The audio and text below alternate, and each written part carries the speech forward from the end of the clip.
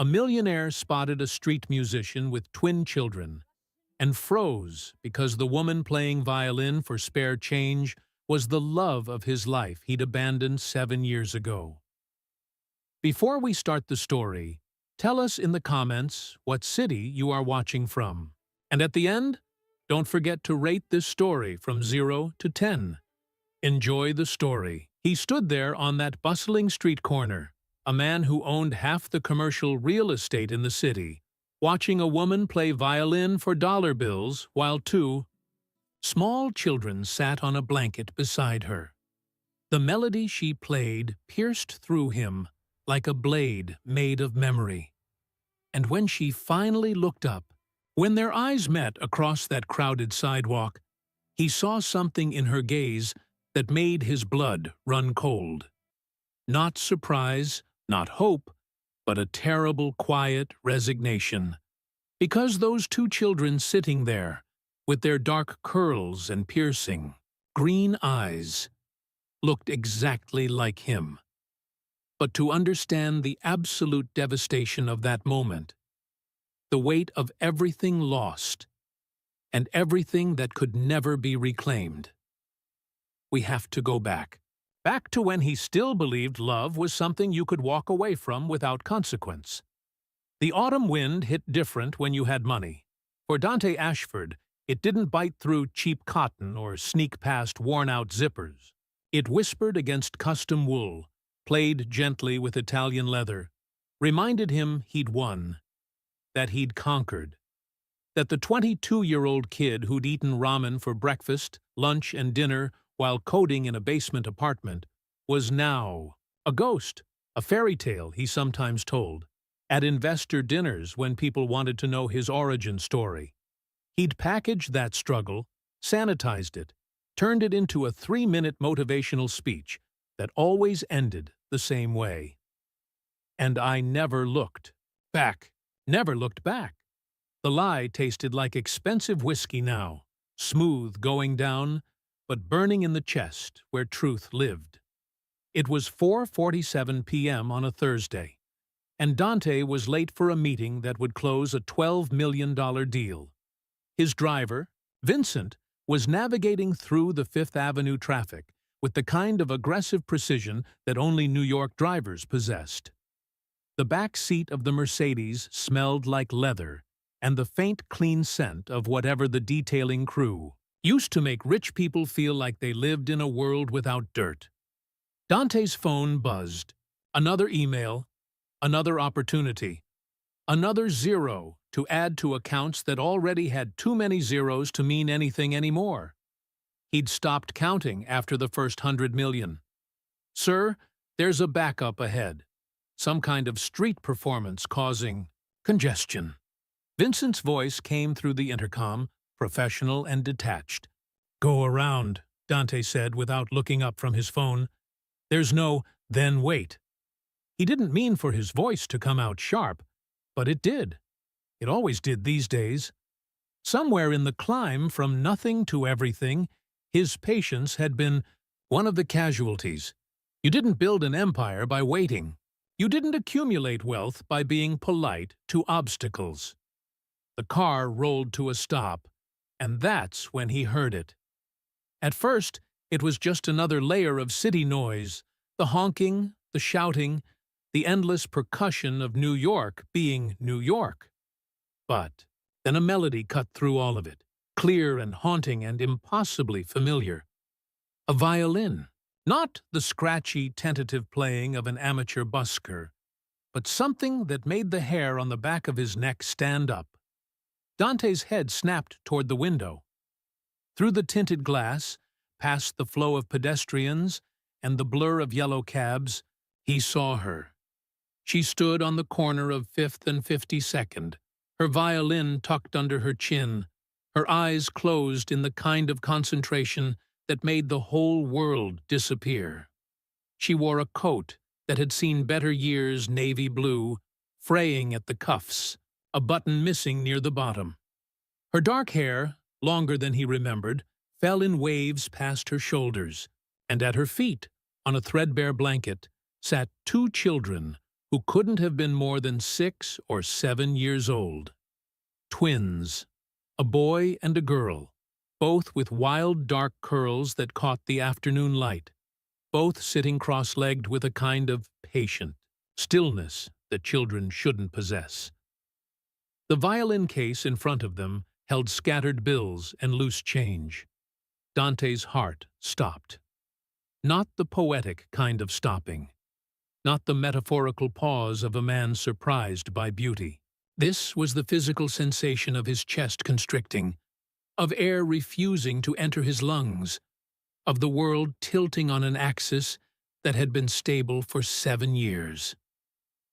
"Valentina," he whispered. The name felt like broken glass in his mouth. Vincent said something through the intercom, something about alternative routes or estimated delays, but Dante wasn't listening anymore. He was already reaching for the door handle, his fingers moving with a will of their own, his mind screaming at him to stop, to think, to consider the implications, but his body wasn't taking orders from his mind anymore. The door opened, and the city rushed in sound and smell, and the peculiar energy of Manhattan in motion. Dante stepped onto the sidewalk, and for a moment, he was just another figure in the crowd, just another body moving through the urban river.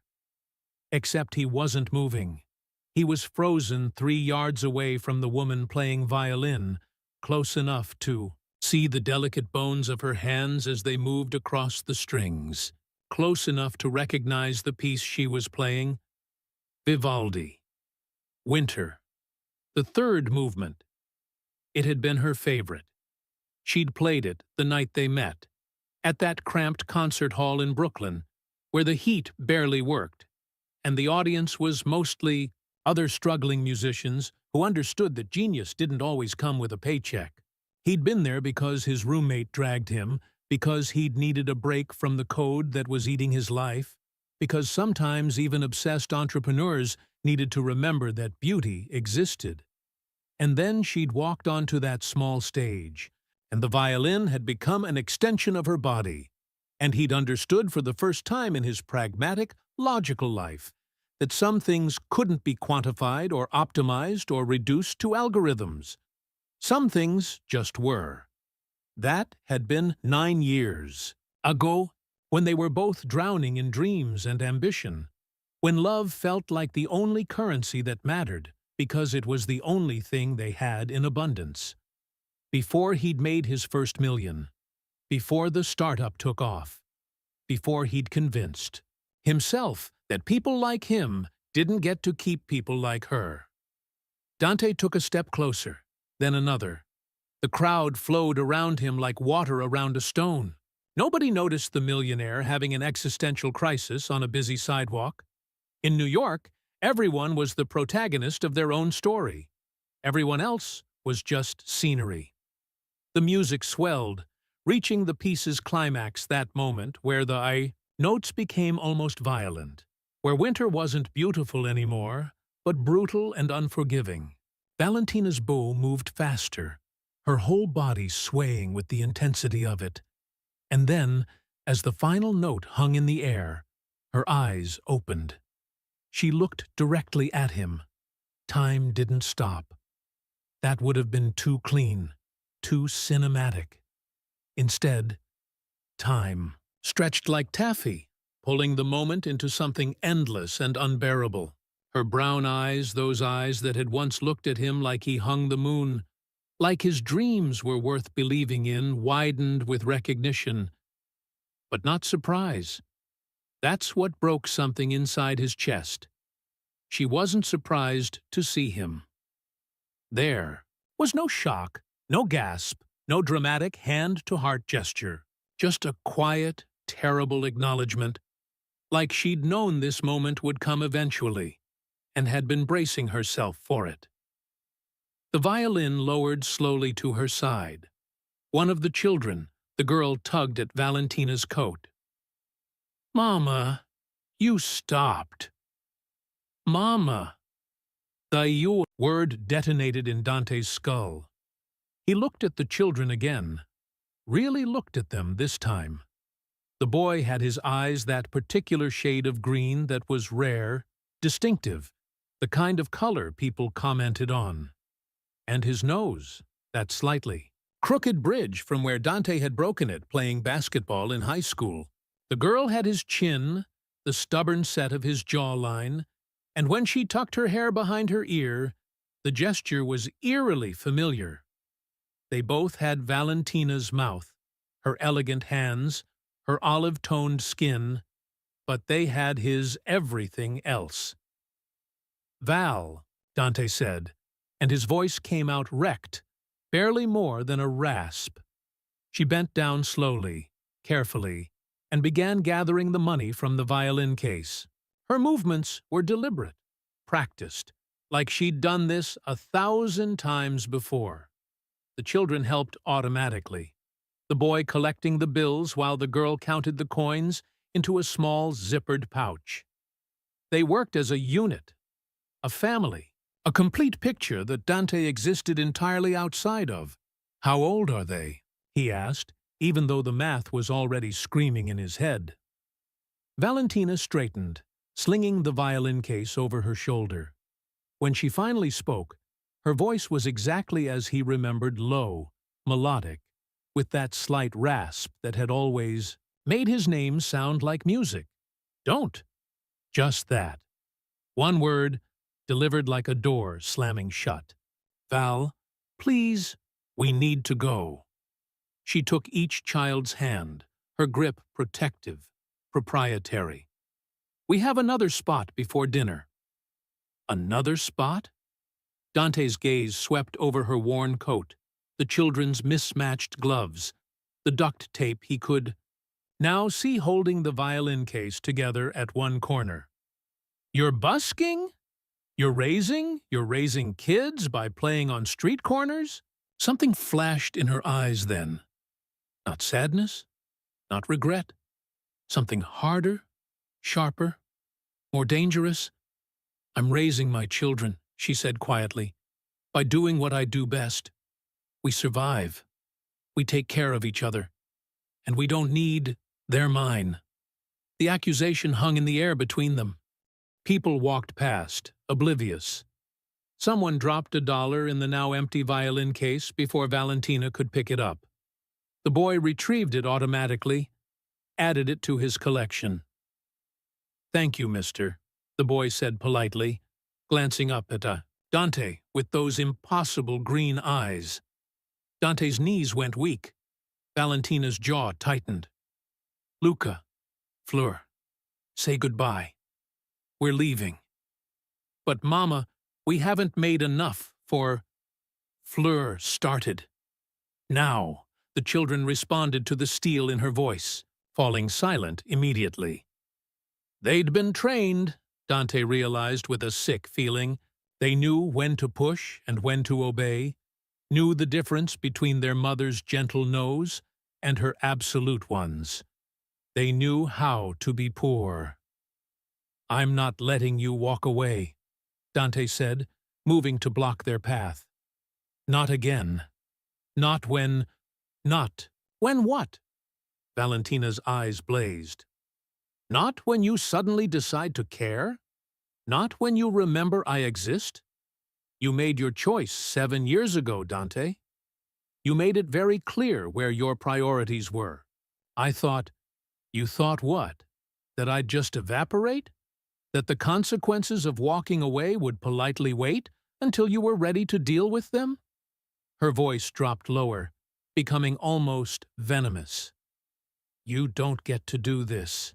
You don't get to show up and demand explanations and look at me like I'm the one who—" She cut herself off, glancing down at the twins, who were watching the exchange with wide, confused eyes. "Kids, start walking toward the subway. Stay where I can see you." "But go." Luca grabbed his sister's hand, and they moved a few yards away, close enough to be within sight, but far enough that they couldn't hear the conversation. They kept glancing back, their small faces worried. Dante wanted to call out to them, to say something, to— What? To claim them? To explain? To demand a paternity test on a busy Manhattan sidewalk? Did you know? He asked instead. When I left, did you know you were pregnant? Valentina's laugh was bitter, joyless. Would it have mattered? Of course it would have. Really? Because I remember you sitting in our apartment, in that awful space we could barely afford, telling me that you couldn't do this anymore, that you needed to focus, that your startup was taking off, and you couldn't afford distractions. Her hands tightened around the violin case strap. I believe your exact words were, "I'm not in love with you anymore, Val. I'm sorry, but I just don't feel it." The words hit him like physical blows. He had said that. He'd sat in their kitchen with the leaking faucet, and the mismatched chairs, and the view of a brick wall. And he'd lied directly to her face, because the truth had been so much worse. The truth had been, "I'm in love with you so much, it terrifies me. I'm watching you struggle, watching you work 3 part-time jobs to support your music, watching you choose art over security, and I'm terrified that if I stay, I'll drag you down with me. Or worse, that you'll drag me away from the one shot I have at making something of myself." He'd been 25 years old and stupid enough to think that love was the problem instead of the solution. "I was wrong," Dante said now, the words feeling inadequate and enormous at the same time. "You were honest." Valentina looked past him, toward where the twins stood waiting. "And I've spent 7 years learning to live with that honesty. We don't need you now. Those are my children. Those are my children. You're just the man who shares their DNA." She met his gaze then, and the pain in her eyes was so raw, it made him want to look away. "You know what Luca asked me last year?" He asked me if his father died, because that's the only reason he could think of for why a daddy wouldn't want to meet him. And I had to look at my son and lie. I had to tell him that some things are complicated, that adults make mistakes, that maybe someday he'd understand. Dante felt something crack inside his chest, something that had been holding him together for 7 years. I didn't know. Would it have changed anything? She shifted the violin case to her other shoulder. Would you have given up your precious empire? Your success? Your spotless, perfectly controlled life? The honest answer was, he didn't know. And that not knowing was perhaps the most damning thing of all. A cold gust of wind blew down Fifth Avenue, and Fleur's thin jacket fluttered. She wrapped her arms around herself, and Dante saw that her gloves had holes in the fingertips. His children were cold. His children were poor. His children existed in a world where their mother played violin on street corners while he sat in the back of a Mercedes and complained about traffic. "Let me help," he said quietly. "We don't need your help. Val, please. Look at them. I look at them every single day." Her voice broke, just slightly, just enough to reveal the exhaustion underneath the anger. "I look at them, and I see every choice I made, every sacrifice, every night I went to bed hungry so they could eat. I see every time someone walked past us like we're invisible, every winter we shivered through, every birthday we celebrated with dollar store cupcakes. And you know what? I also see 2 beautiful, kind, brilliant children who know that love isn't conditional, who understand that family means showing up every single day, no matter how hard it gets." She started walking toward the twins, and this time Dante didn't try to stop her. But he followed. "I'm not going away," he said to her back. "Now that I know I can't just what? Pretend we don't exist? Funny, you've been doing exactly that for 7 years." They reached the children, who immediately flanked their mother like small protectors. Luca's hand went to Valentina's, and Fleur pressed close to her side. "Is everything okay, Mama?" Luca asked, his green eyes, Dante's eyes, fixed on his mother's face, with an intensity that was heartbreaking. "Everything's fine, baby." Valentina smoothed his hair back. "This man is just someone I used to know. Someone I used to know." The casual dismissal should have hurt less than it did. "What's your name?" Dante asked the boy, even though he'd already heard Valentina say it. Luca looked up at his mother for permission. She gave the tiniest nod. "Luca Moretti," the boy said. Then, because he'd clearly been taught manners despite their circumstances, added, "What's yours?" Dante Ashford. He watched for recognition, but got none. Of course not. What 7-year-old knew the names on the Forbes billionaires list? What child growing up in poverty paid attention to the titans of industry? "That's a cool name," Fleur offered, "like Dante's Inferno. We read that." "Well, Mama read it to us. The kid version." "Did you like it?" Dante asked, desperate to keep them talking, to extend this moment, to learn anything and everything about these two small humans who shared his genetic code. Fleur considered this seriously. The stories were sad. All those people stuck in bad places because of mistakes they made. But Mama said it's also about how everyone has to go through their own kind of hell before they can find paradise. She said it simply, reciting what was clearly a lesson Valentina had taught, but the words hit Dante with the force of a sermon. Everyone has to go through their own kind of hell. "Your Mama's very wise," he said, looking at Valentina. She wouldn't meet his eyes. "We need to go. Come on, kids, wait." Dante pulled out his wallet, and Valentina's expression immediately hardened. "Don't you dare! I'm not. I just want to—" He fumbled with the leather, his hands shaking. He pulled out a business card, one of the simple ones with just his name and number, none of the corporate branding. "Take this, please. Just if you need anything, if they need anything. We don't need, I know." He held it out, not to Valentina, but to the space between them. "I know you don't need me. You've made that abundantly clear. But, please, just take it." For a long moment, she just stared at the card like it was a serpent. Then, with a quick motion that suggested she was doing it just to end the conversation, she snatched it from his hand and shoved it deep into her coat pocket. "Goodbye, Dante." She led the children away, moving against the flow of pedestrian traffic, heading toward the subway entrance half a block down. Dante watched them go, his feet rooted to the pavement, his entire worldview crumbling like sand castles at high tide. Luca looked back once, his small face curious and confused. Then they disappeared down the subway steps, and Dante was alone, on the sidewalk with the distant sound of Vivaldi still echoing in his head, and the ghost of everything he'd lost standing in the place where she'd been. His phone buzzed. The meeting. The $12 million deal. The empire that demanded feeding.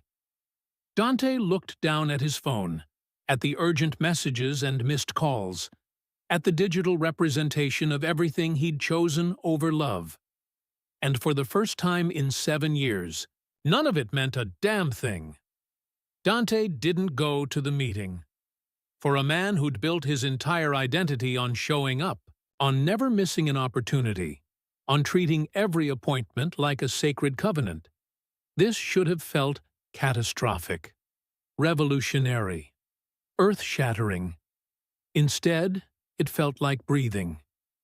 He stood on that corner for what might have been minutes, or hours. Time had become slippery, unreliable, and watched the space where Valentina had disappeared. The subway entrance swallowed people in a steady stream, in and out, like the city's own circulatory system. Somewhere down there, In the fluorescent-lit tunnels that smelled like brake dust and human desperation, his children were riding a train to God knows where. His children. The concept kept short-circuiting his brain. Vincent appeared at his elbow, professional concern etched into his features. "Sir, the meeting. Cancel it." "Sir, this is the Harrington deal. They've been courting other investors. If we don't close today," I said, "cancel it." Dante's voice came out flat, hollow. "Send my apologies. Tell them there was a family emergency." The words tasted like truth and lies mixed together, bitter on his tongue. Vincent's eyebrows climbed his forehead, the most emotion Dante had ever seen from the man in 3 years. But he simply nodded. "Of course, sir. Should I take you back to the office?" "No. Take me." "Where? Where did you go when your entire life revealed itself to be a carefully constructed illusion?" "Take me home." Home! What a joke. He lived in a penthouse that cost more per month than most people made in a year, and he couldn't remember the last time he'd called it anything but the apartment. The Mercedes sliced through traffic, and Dante stared out the window at a city that suddenly looked different. Every person on the sidewalk became a possibility, a story he'd never bothered to read. That woman in the business suit, power-walking with her coffee, did she have children waiting for her? That old man feeding pigeons, had he lost something irretrievable and just decided to make peace with the birds instead? And the buskers, the street musicians, the artists painting caricatures, and the dancers spinning on cardboard he'd walked past. Thousands of them over the years, stepping around their makeshift stages like they were obstacles instead of human beings. Just like everyone else had walked past Valentina today, past his children. The thought made his stomach turn. "Vincent," he said suddenly, "that corner back there, 5th and 52nd, is that a regular spot for street performers?" Vincent glanced in the rearview mirror. "I couldn't say, sir. Though most of the prime locations get claimed by regulars. It's territorial, from what I understand." "Find out." Dante leaned forward. "I want to know if she's there regularly." "What days, what times, sir?" "The woman with the violin, the children. I need to know her schedule." Vincent's expression remained professionally neutral, but something flickered in his eyes. Curiosity, maybe, or pity. "Of course, sir. I'll make inquiries." The penthouse felt even more sterile than usual when Dante walked in. 2,200 square feet of designer furniture and floor-to-ceiling windows that turned the city into a living painting. The kitchen was all marble and stainless steel, equipped with appliances he never used because he ate every meal either at restaurants or from takeout containers at his desk. The bedroom was dominated by a California king he slept in alone, surrounded by art he'd bought because someone told him it was a good investment, not because it meant anything to him. There were no photographs, no personal touches, nothing that some screamed, "A human lives here," instead of "A very wealthy person occasionally sleeps here between transactions." Dante poured himself 3 fingers of scotch from the bar cart, another prop in the stage play of his life, and stood at the window watching. The sun set over Manhattan. The city turned gold and pink and purple, beautiful and indifferent, exactly the way it had been yesterday and would be tomorrow. But he was different. The man who'd woken up this morning no longer existed. His phone rang. Bradley, his business partner, probably calling to ream him out about the missed meeting. Dante sent it to voicemail. It rang again. His executive assistant, Nora, efficient and persistent as always. Voicemail again. His mother, who he spoke to exactly once a month on the first Sunday. A ritual of obligation rather than affection. Voicemail The phone finally went quiet, and Dante sat down on the leather couch that had cost $20,000 and felt exactly as comfortable as a $20,000 couch should feel, which was to say, it felt expensive, but not particularly welcoming. He pulled out his laptop, and his fingers moved before his brain could catch up. Valentina Moretti. The search results loaded, and his heart clenched. There she was, frozen in pixels and outdated web design. A professional website that looked like it hadn't been updated in years.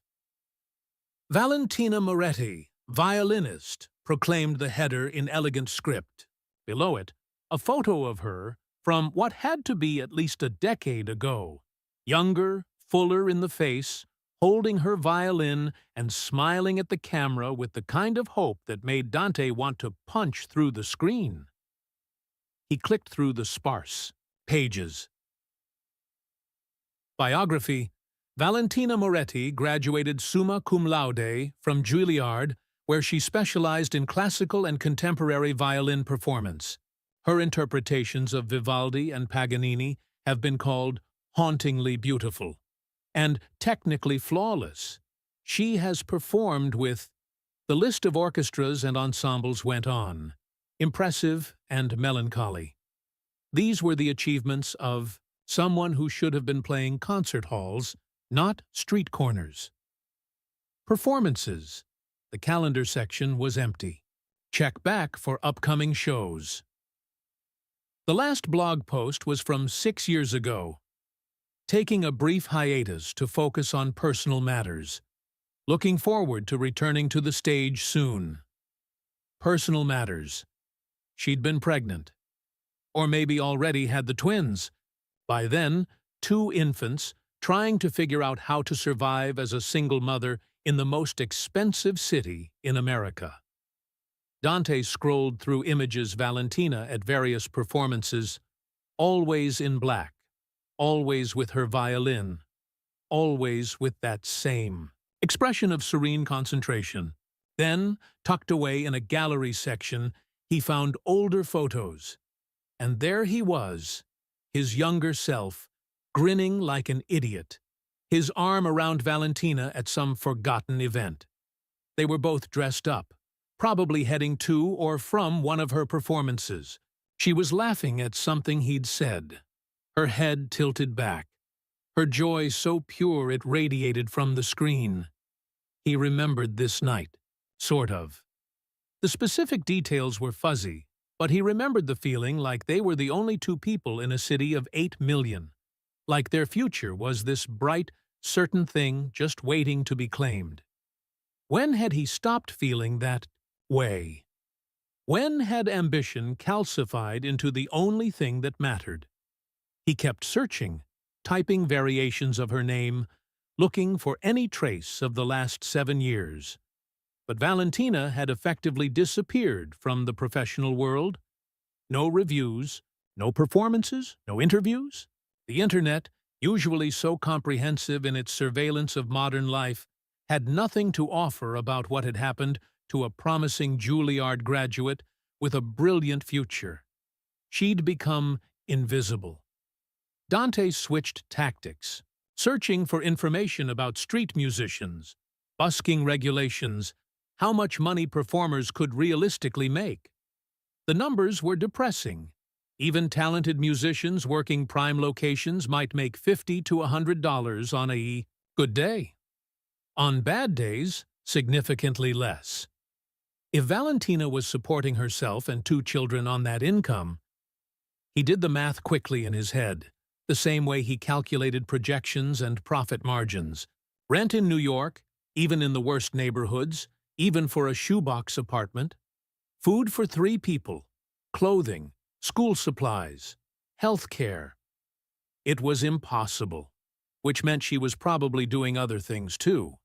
Teaching, maybe, or taking whatever gigs she could get. Multiple jobs, like she'd done when they were together, piecing together a survival from the scraps the city offered. While he lived in a penthouse and complained about traffic, The scotch in his glass rippled as his hand shook. Dante stood abruptly, pacing the length of the living room like a caged animal. The space that had always felt luxuriously large suddenly seemed oppressive, the walls closing in despite the open floor plan and the architect's carefully calculated feng shui. He thought about Luca's serious green eyes, the way the boy had automatically collected the money from the violin case without being asked. That was muscle memory. That was a child who understood, on some fundamental level, that every dollar mattered, because every dollar meant survival. He thought about Fleur's thin jacket with its fluttering fabric, the holes in her gloves, the way she'd wrapped her arms around herself against the wind. He thought about Valentina's worn coat, the duct tape on her violin case, the exhaustion buried beneath her anger. And he thought about himself 7 years ago, sitting in their cramped apartment, delivering the speech he'd rehearsed in his head for weeks. "I'm not in love with you anymore, Val." The biggest lie he'd ever told. Because the truth had been so much more cowardly. "I love you so much it terrifies me.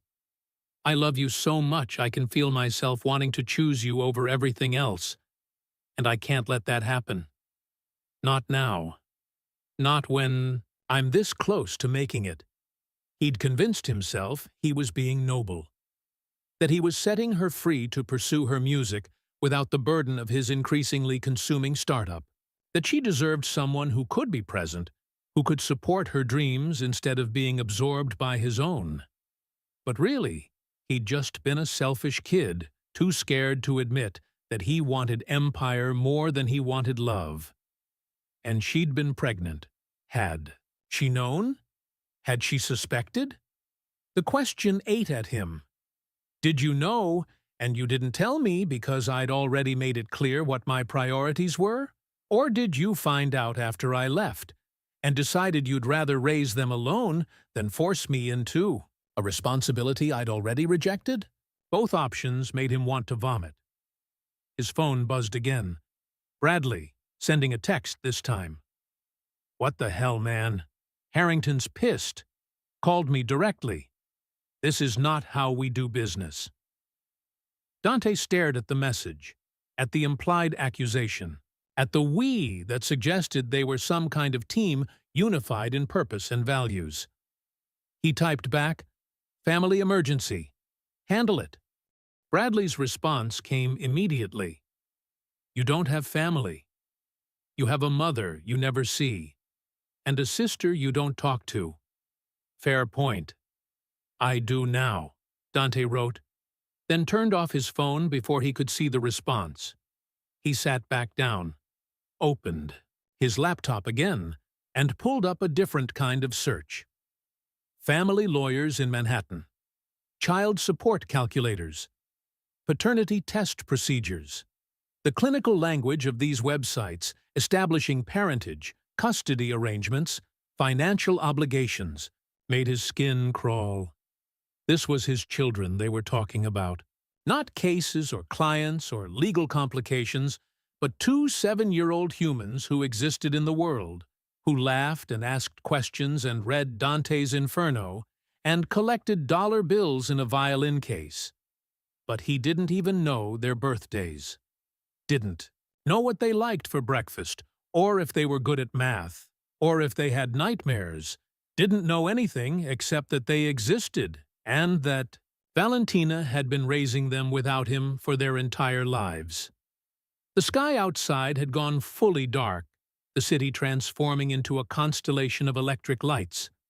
Somewhere out there, in some apartment he couldn't picture, Valentina was probably putting the twins to bed, reading them stories, maybe, or helping with homework, or doing whatever it was that parents did when day turned to night. She'd been doing it alone for 7 years. Every bedtime story, every skinned knee, every fever in the middle of the night, every first day of school, every small triumph and devastating disappointment, she'd handled all of it by herself while he'd been busy building his empire. The word suddenly felt obscene. Empire. Like he was some kind of conqueror, some visionary, who'd seized territory and planted his flag. But what had he actually built? A company that would survive without him. Wealth that he didn't need and couldn't take with him. A reputation that existed entirely in conference rooms and business journals. He'd built everything and nothing. Meanwhile, Valentina had built two human beings. Had taught them to be kind. He'd seen it in the way they thanked strangers, in the way they'd looked at their mother with concern. Had taught them to be strong. They'd adapted to poverty with a grace that spoke to careful parenting. Had taught them to love beauty. They'd sat quietly while she played, appreciating the music, even though every minute of performance meant minutes. They weren't earning money. She'd built a family, and he'd built an empire of ashes. Dante stood again, unable to sit still, unable to settle into any version of his normal routine.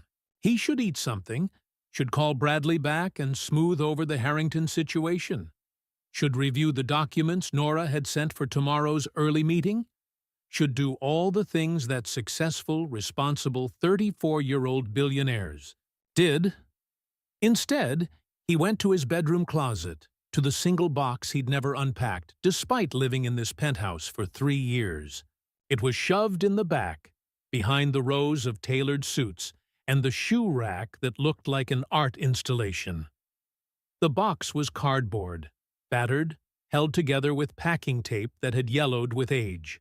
He'd moved it from apartment to apartment, office to office, always meaning to sort through it, always finding excuses not to, because sorting through it would mean remembering, and remembering hurt.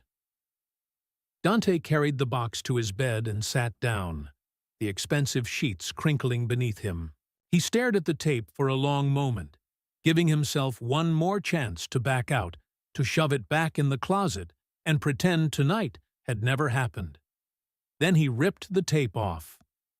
Inside, a museum of his former life. Old T-shirts from the startups. Early days, back when they'd printed their logo on everything because it made them feel official. Notebooks filled with code and wireframes and terrible business plans. A coffee mug from their first office, which had been a converted storage unit that smelled like mildew and ambition, and underneath it all, wrapped in a Stanford sweatshirt he'd forgotten he owned, a stack of photographs. Real photographs. Printed. On actual paper. From back when people still did that? Dante spread them on the bed. A timeline of joy he'd buried and tried to forget. There Valentina at the farmer's market, holding up a bunch of flowers and laughing. When had they gone to farmers' markets? He'd forgotten that version of himself, the one who woke up early on Saturdays just to walk around and look at overpriced vegetables because it meant spending time with her. There both of them crammed into a photo booth at Coney Island, making ridiculous faces.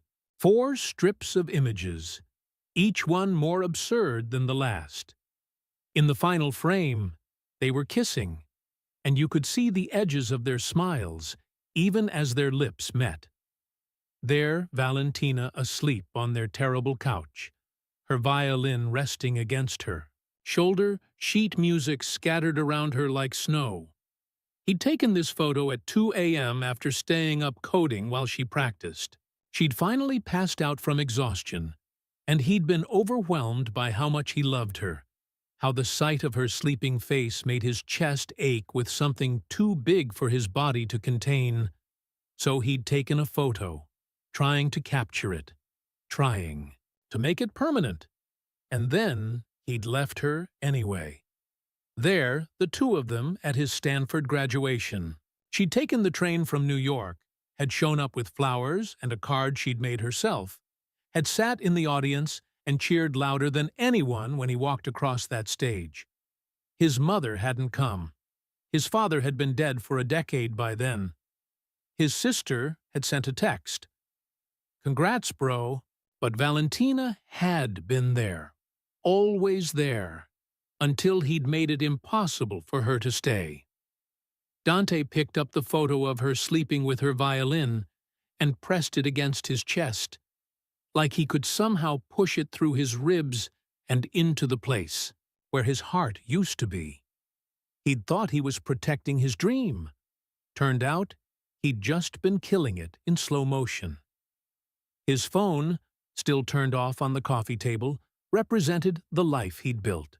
The meetings and the deals and the constant, relentless forward motion that never stopped long enough to ask why. But these photographs, these scraps of a life he'd discarded, represented something he'd convinced himself didn't matter. Turned out, it was the only thing that ever had. Dante lay back on his expensive bed, surrounded by memories and money, and for the first time in 7 years, he let himself feel the full weight of what he'd lost, and it was crushing. Somewhere across the city, in a fourth-floor walk-up in Queens, where the radiator clanged and the neighbors were too loud and the rent was still barely affordable, Valentina Moretti was also lying in bed. But she wasn't alone. Luca and Fleur were pressed against her sides, their small bodies warm and solid and real. They'd been too wired to sleep in their own room tonight, too full of questions about the strange man who'd looked at them like he'd seen a ghost. "Mama," Fleur whispered in the darkness. "Who was that man? Really?" Valentina stared at the ceiling, at the water stain that looked like a cloud or maybe a monster, depending on your mood. "Someone from a long time ago," she said. "But why did he look so sad?" This from Luca, who noticed everything, who collected emotional data the way other kids collected rocks or cards. "Because people get sad sometimes, baby. It's just part of being human." "Did you used to love him?" Fleur asked. The question hung in the dark. Valentina could lie. Should lie, maybe. Should protect them from the complicated truth that adults were just children with more years and bigger mistakes. But she'd promised herself, when they were born, that she would never lie to her children. About anything important. "Yes," she said, quietly. "I loved him very much." "What happened?" Luca asked. He had to go away. He had important things to do, and he couldn't do them if he stayed. "That's stupid," Fleur declared. "Nothing's more important than people you love." Out of the mouths of babes, Valentina thought. "You're right," she said. "But sometimes grown-ups forget that. Sometimes they think other things matter more." "Do you still love him?" Luca asked. This time, Valentina did lie. "No, baby. That was a long time ago. We're fine, just the three of I." "Us, remember? Team Moretti?" "Team Moretti!" they chorused softly, their ritual response. But Luca wasn't quite satisfied. "Mama? Did that man? Is he—" He trailed off. But Valentina knew what he was asking. Her brilliant, perceptive son, who'd inherited her emotional intelligence and his father's analytical mind. "Go to sleep," she said gently, kissing the top of his head. "Tomorrow's a school day." They settled against her, their breathing gradually evening out into the rhythm of sleep. But Valentina stayed awake long after, staring at the ceiling and thinking about green eyes in a stranger's face, about the look on Dante's face when he'd realized, about the business card in her coat pocket that felt like it weighed 1,000 pounds. She should throw it away, should pretend tonight never happened, should go back to the life they'd built, the three of them against the world, surviving on love and music, and the kind of stubborn determination that kept you going even when logic said to give up. But as she lay there, with her children breathing softly against her sides and the city humming beyond the thin walls, Valentina couldn't stop thinking about a truth she'd tried to bury for 7 years. Luca and Fleur deserved to know their father. Even if that father was the man who'd broken her heart so thoroughly, she'd thought she'd never be able to play music again. Even if letting him in would shatter the carefully constructed world she'd built to keep them safe. They deserved the truth. And maybe, just maybe, so did he. The thought terrified her more than poverty ever had. Dante didn't sleep. He'd thought about trying, had gone through the motions of getting into bed, turning off the lights, closing his eyes, but his brain refused to cooperate. Every time he started to drift, he'd see Luca's face, or Fleur's thin jacket, or the way Valentina's hands had moved across the violin strings with the same grace he remembered, and his eyes would snap open again. By 5 a.m., he gave up the pretense. He made coffee in his pristine kitchen, using the espresso machine that cost more than most people's monthly rent, and stood at the window watching the city wake up. The sky lightened gradually, trading black for navy for that particular shade of gray that meant dawn was coming, whether you were ready for it or not. Somewhere out there, his children were sleeping. The thought was surreal. Children, plural. Twins, two whole human beings who'd been walking around on the planet for 7 years, while he'd been completely oblivious to their existence. How many times had he been in the same city, maybe even the same neighborhood, passing within blocks of them? Without knowing? How many times had Valentina stood on a street corner playing her violin while he'd driven past in his Mercedes, too important to notice? The coffee tasted like ash in his mouth. At 6 a.m., Dante's phone came back to life, immediately exploding with notifications. 37 missed calls, 62 text messages, 14 voicemails. His digital leash, reminding him that empires didn't run themselves. He scrolled through them with detached interest, like he was reading about someone else's life. Bradley. Increasingly angry messages about the Harrington deal, about responsibility, about partnership, meaning showing up. Nora. Professionally concerned questions about whether he needed anything, whether he was ill, whether she should reschedule tomorrow's, now today's meetings, his mother.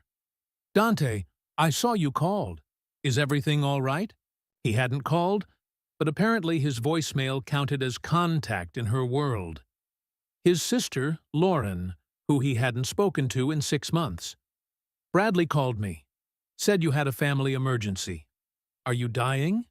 Should I be worried, or is this just you being dramatic? Always with the warmth, his family. Dante responded to Nora first. Clear my schedule for the next week. Everything. Tell them I'll be unavailable. Her response came back almost immediately. Sir, you have the investor presentation on Thursday, the board meeting on Friday. Everything, Nora. Postpone what you can. Delegate the rest to Bradley. A longer pause this time.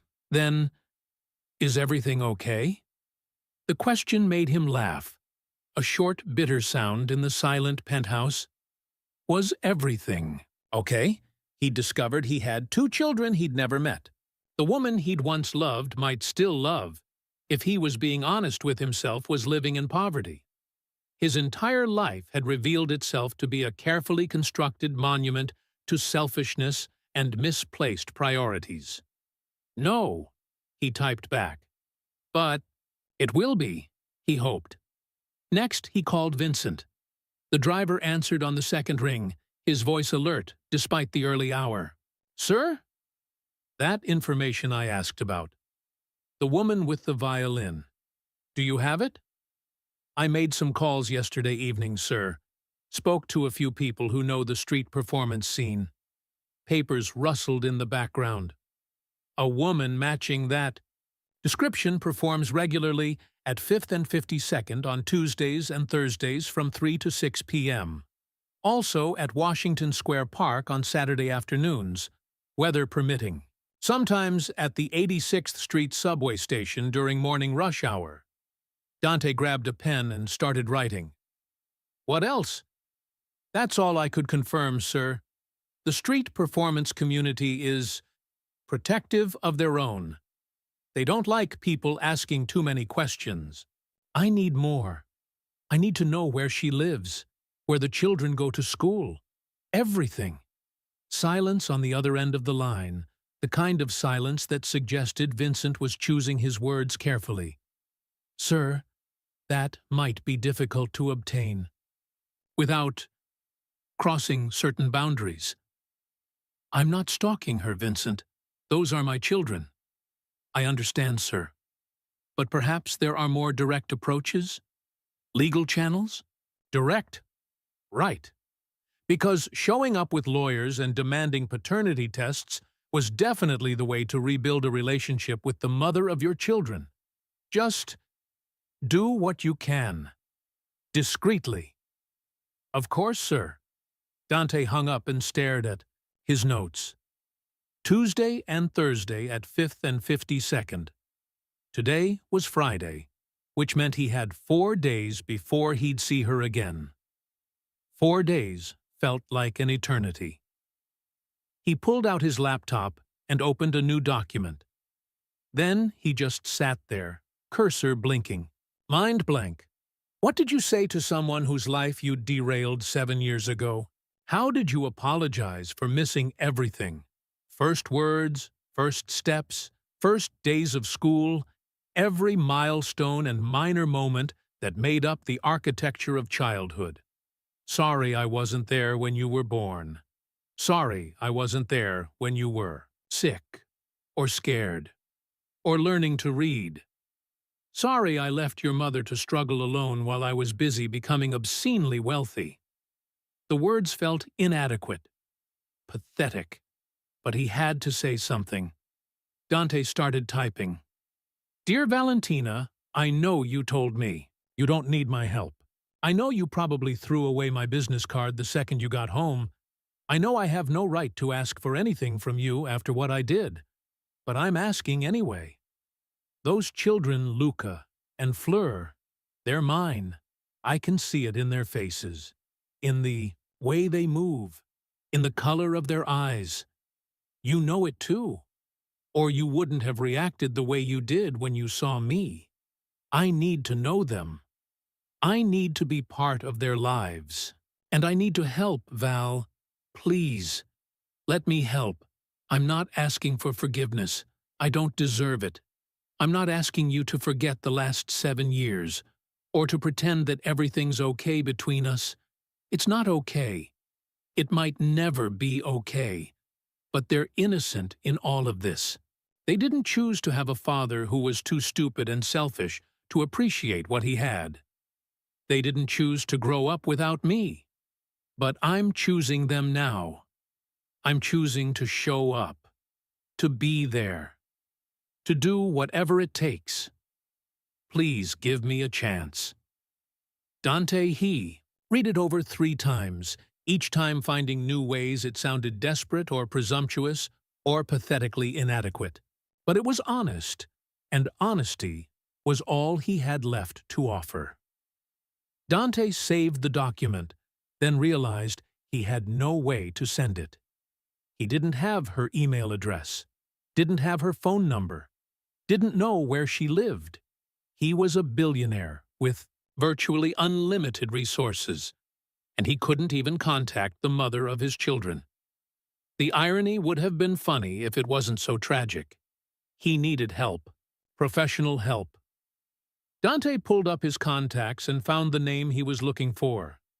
Richard Cooper, one of the best family law attorneys in New York. They'd met at some charity function years ago, back when Dante had still been networking, still pretending to care about social connections beyond their utility. It was 6:47 a.m. Too early to call. Dante called anyway. Richard answered on the 4th ring, his voice thick with sleep. This better be life or death. whoever this is. Richard, it's Dante Ashford. I need your help. A pause, then a groan. Ashford? Jesus. Do you know what time it is? I just found out I have 2 children I never knew existed. I need to know my rights.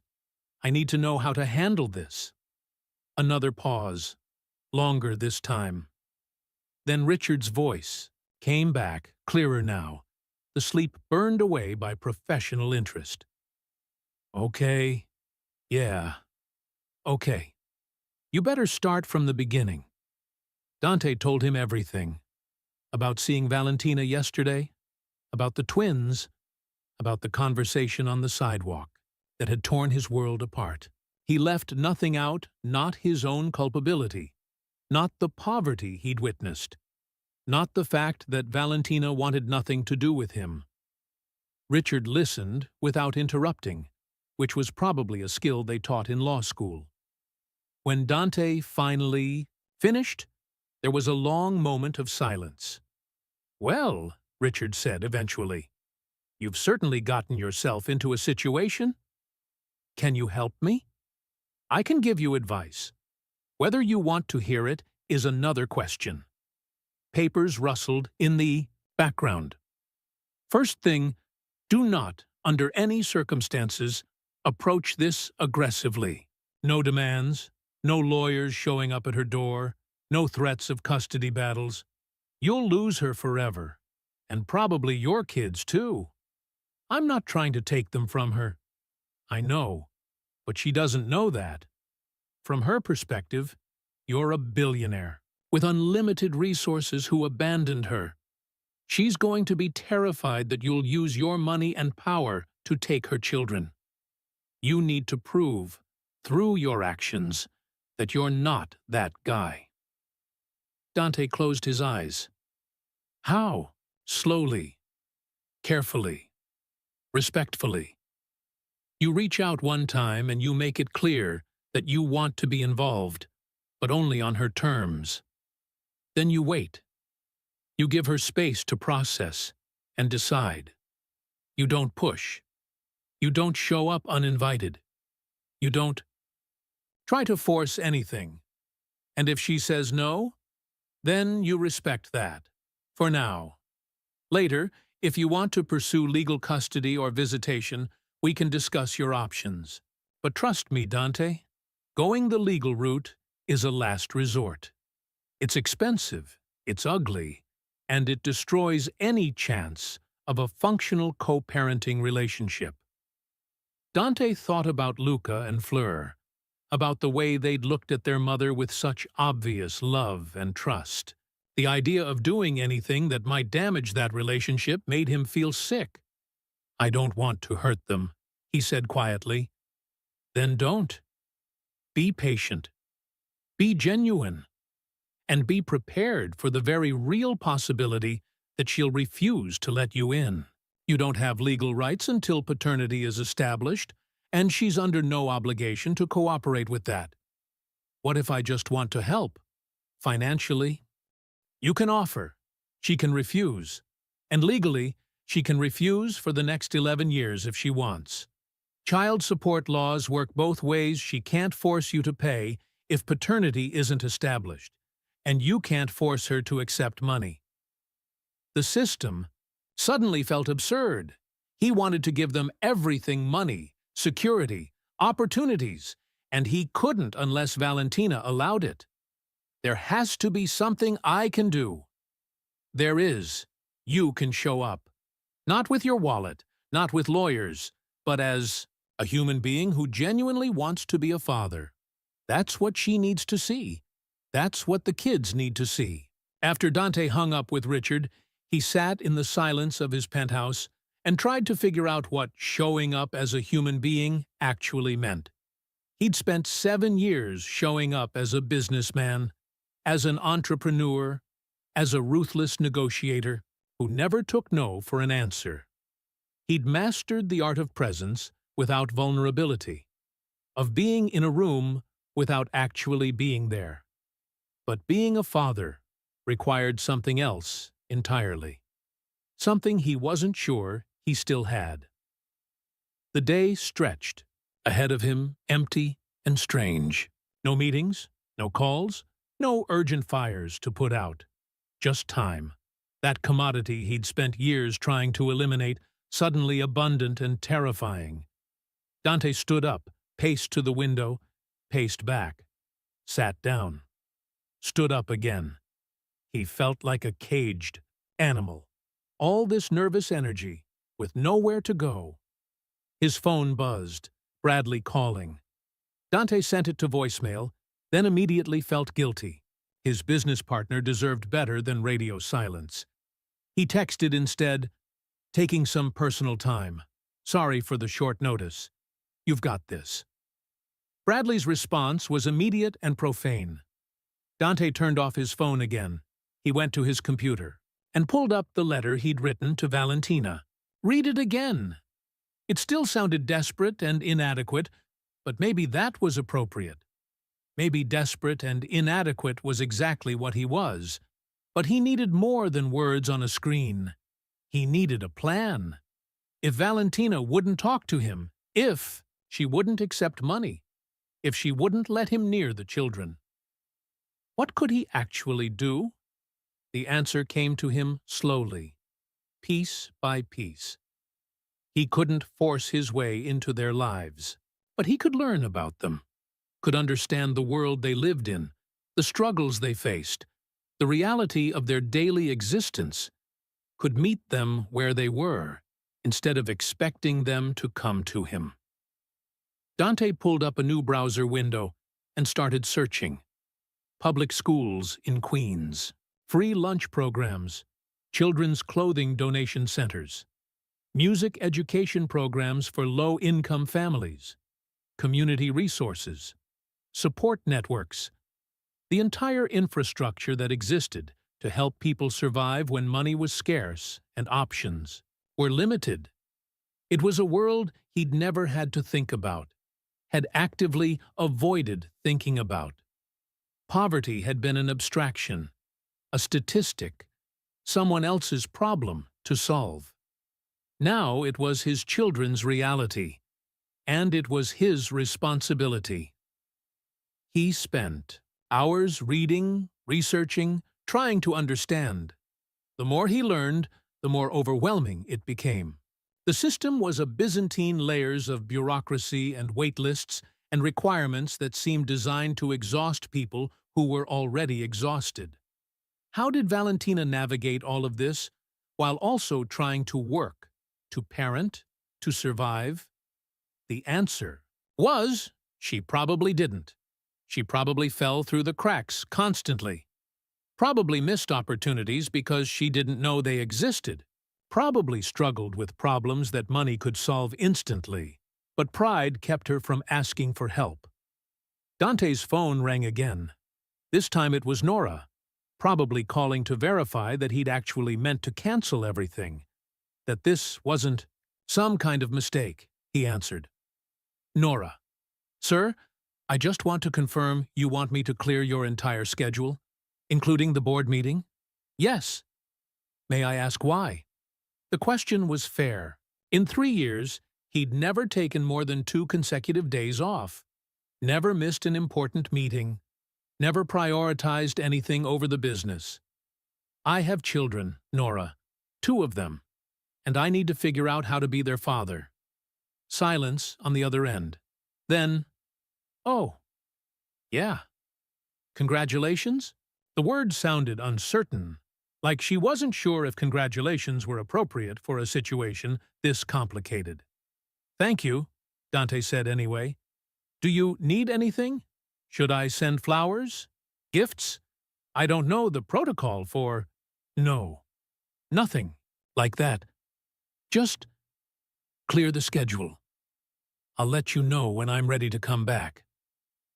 After he hung up, Dante realized he was starving. He couldn't remember the last time he'd eaten. Yesterday's lunch, maybe? Before the world had tilted on its axis. He ordered food, too much food, an entire menu's worth.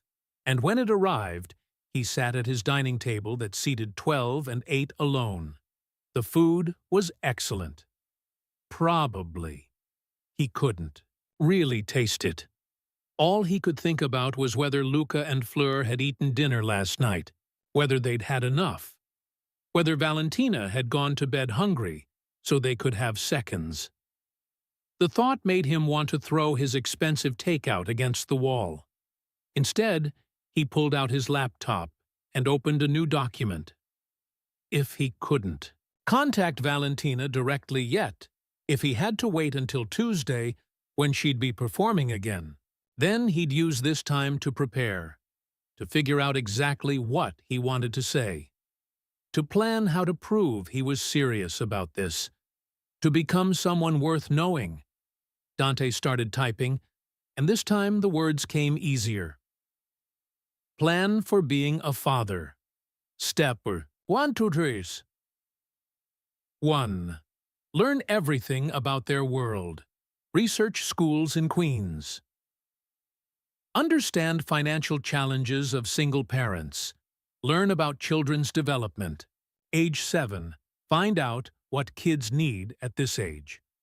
Step 2. Approach Valentina with humility. No lawyers, no pressure, just honesty. Offer help without demanding access.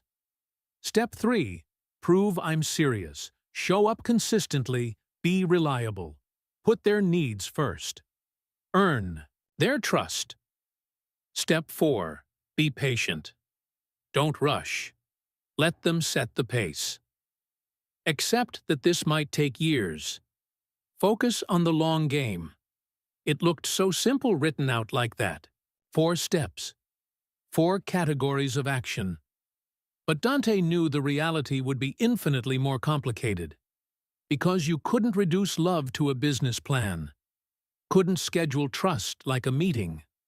Couldn't optimize your way into someone's heart. This would require something he'd spent 7 years trying to eliminate from his life. Vulnerability. The willingness to try and fail. To show up and be rejected. To keep showing up anyway. Dante looked out at the city, at the thousands of windows hiding. Thousands of stories he'd never bothered to imagine. Somewhere out there, in one of those windows, his children were living their lives. And starting Tuesday, he'd do whatever it took to become part of those lives. Even if it meant tearing down the empire he'd built and starting over from scratch. Even if it meant admitting that the last 7 years had been one long exercise in running away from the only thing that had ever really mattered. Even if it meant facing Valentina's anger, her hurt, her completely justified refusal to let him anywhere near the children he'd abandoned before they were even born. He'd do it.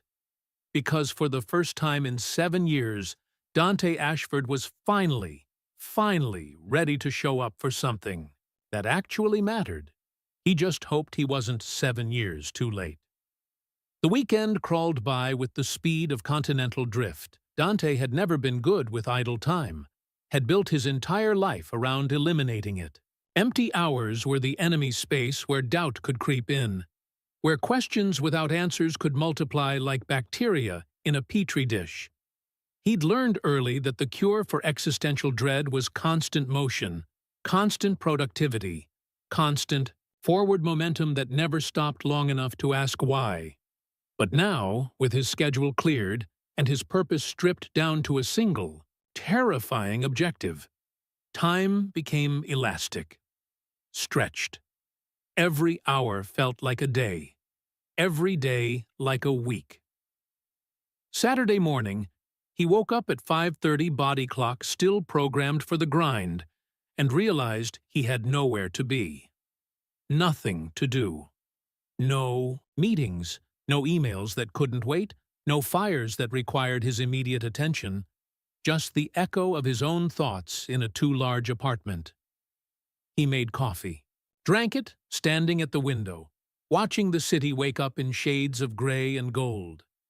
Somewhere out there, Valentina might be performing in Washington Square Park. Vincent had said Saturday afternoons, weather permitting. Dante checked his phone.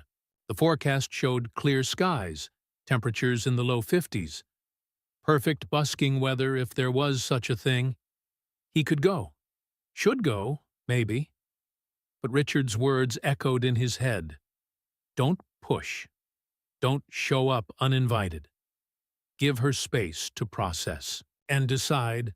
So instead, he went to the gym in his building, a pristine space of mirrors and machines that he normally used at midnight, the only time he could carve out for physical maintenance. He ran on the treadmill until his legs screamed and his lungs burned, and his mind finally, blessedly, went quiet. Then he showered, dressed, and sat in his living room with his laptop, continuing the research he'd started yesterday. Public schools. In Queens. He found the district website, started clicking through elementary schools, trying to figure out which one Luca and Fleur might attend. There were dozens. How did you even narrow it down without knowing what neighborhood they lived in? He made notes anyway. Test scores, teacher-to-student ratios, after-school programs, parent reviews. The data told a story of struggling institutions trying their best with insufficient resources, overcrowded classrooms, outdated textbooks, teachers paying for supplies out of their own pockets. His children were in this system somewhere, learning in classrooms that probably needed new everything. Dante pulled up another window and started searching for educational charities, organizations that supported public schools, foundations that provided resources to underfunded districts. He bookmarked a dozen of them, already mentally calculating donation amounts that would actually make a difference. But then he stopped, cursor hovering over the Donate Now button. This was what he always did: throw money at problems, write checks, and feel like he'd solved something, like capital was the answer to every question. But you couldn't buy your way into being a good father. You couldn't purchase trust or love, or the 7 years you'd missed. Dante closed the laptop, suddenly disgusted with himself. The afternoon stretched ahead, empty and accusatory. He thought about Valentina in Washington Square Park, her violin case open, her children sitting beside her. He imagined walking past, casual, like it was coincidence. Imagined stopping to listen, dropping money in the case, maybe starting a conversation that felt natural instead of staged, but it would be a lie, and he'd already told too many lies. So he stayed in his penthouse prison and tried to figure out how to be a person instead of a checkbook. Sunday was worse. Dante woke up at dawn again, this time from a dream he couldn't quite remember, but that left him feeling hollow and desperate. He made coffee, drank it, stared at his phone like it might ring with answers. It didn't. He tried to work, pulled up documents, reviewed projections, read through emails, but nothing held his attention.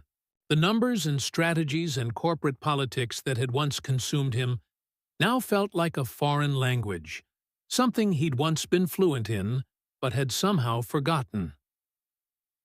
By noon, he was pacing his apartment like a ghost haunting his own life. He needed to do something. Anything. Dante grabbed his coat and left the building without a destination in mind. Just the desperate need to move, to be somewhere other than the sterile confines of his own success. The city stretched around him, indifferent and vast. He walked south on Fifth Avenue, past the shops that catered to people like him, people with more money than sense, people who bought $1,000 shoes and felt nothing, past the museums and the monuments and the carefully curated public spaces, where wealth and culture performed their eternal dance. And then, without consciously deciding to, he found himself heading toward Washington Square Park.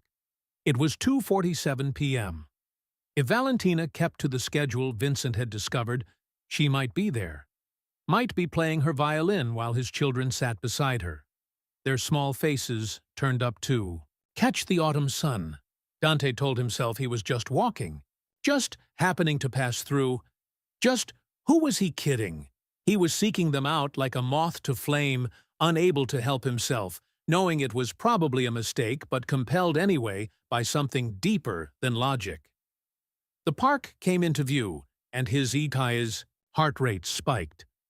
There were people everywhere, students from NYU, tourists with cameras, chess players hunched over their boards, skateboarders attempting tricks that looked like controlled falling, and scattered throughout, various performers claiming their territories, a guitarist near the fountain, a man doing magic tricks for a small crowd, dancers spinning to music from a portable speaker, and there, near the north side of the arch, a woman with a violin.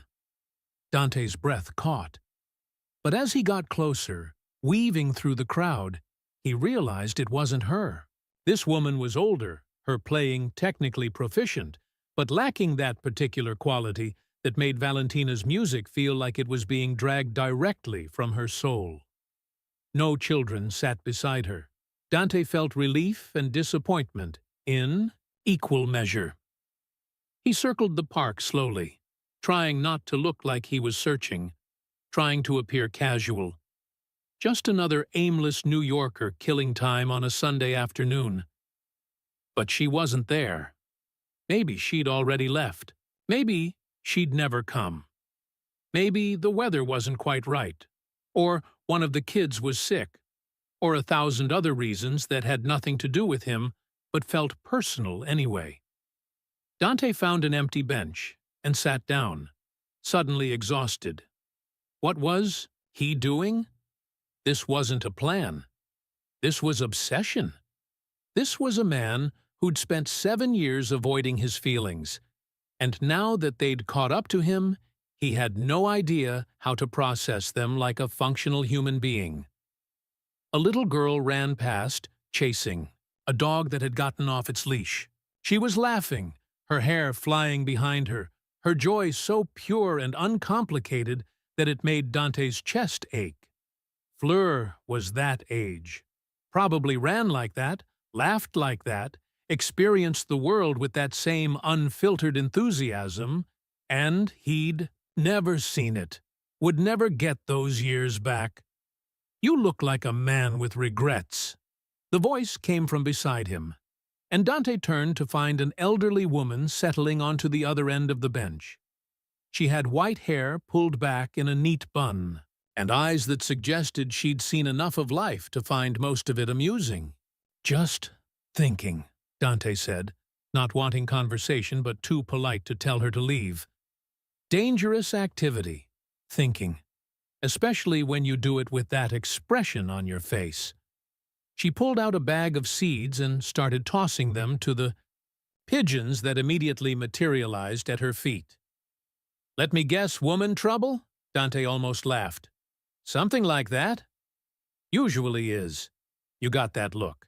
The one men get when they finally realize they screwed up something important, and they're not sure if it's too late to fix it. She threw another handful of seeds. "So, is it? Is it what?" "Too late." The question hung in the air between them. "I don't know," Dante admitted. "Maybe." "Then you better find out, hadn't you? Because sitting on a bench feeling sorry for yourself isn't going to change anything." She glanced at him sideways.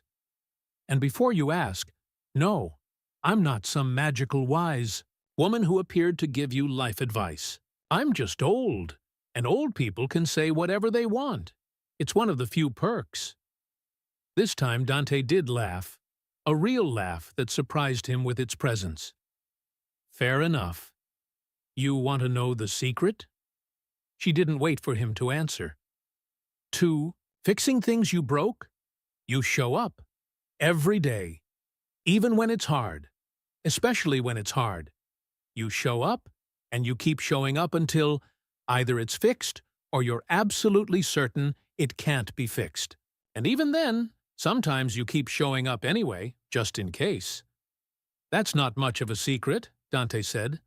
"Best ones never are." She stood up, scattering the remaining seeds in a wide arc that made the pigeons swarm. Good luck, young man.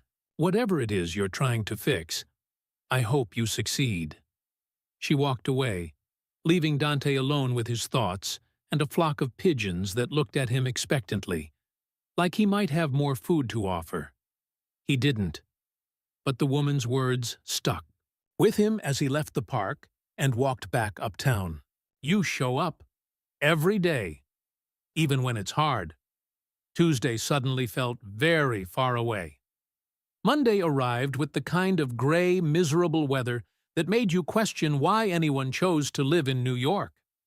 Rain that wasn't quite rain, more like the sky, spitting at you with contempt. Cold that seeped through expensive coats and reminded you that money couldn't actually control everything. Dante spent the morning doing something he hadn't done in years. He went shopping. Not online, not having Nora order things to be delivered. Actually shopping in physical stores with other human beings. He started at a children's bookstore in the village, overwhelmed immediately by the sheer volume of choices. Books for every age, every interest, every reading level. How did you know what a 7-year-old would like? He'd been 7 once, presumably, but he couldn't remember what he'd cared about at that age beyond video games and avoiding his parents' arguments. An employee approached a young woman with purple hair and a name tag that said Riley. Can I help you find something?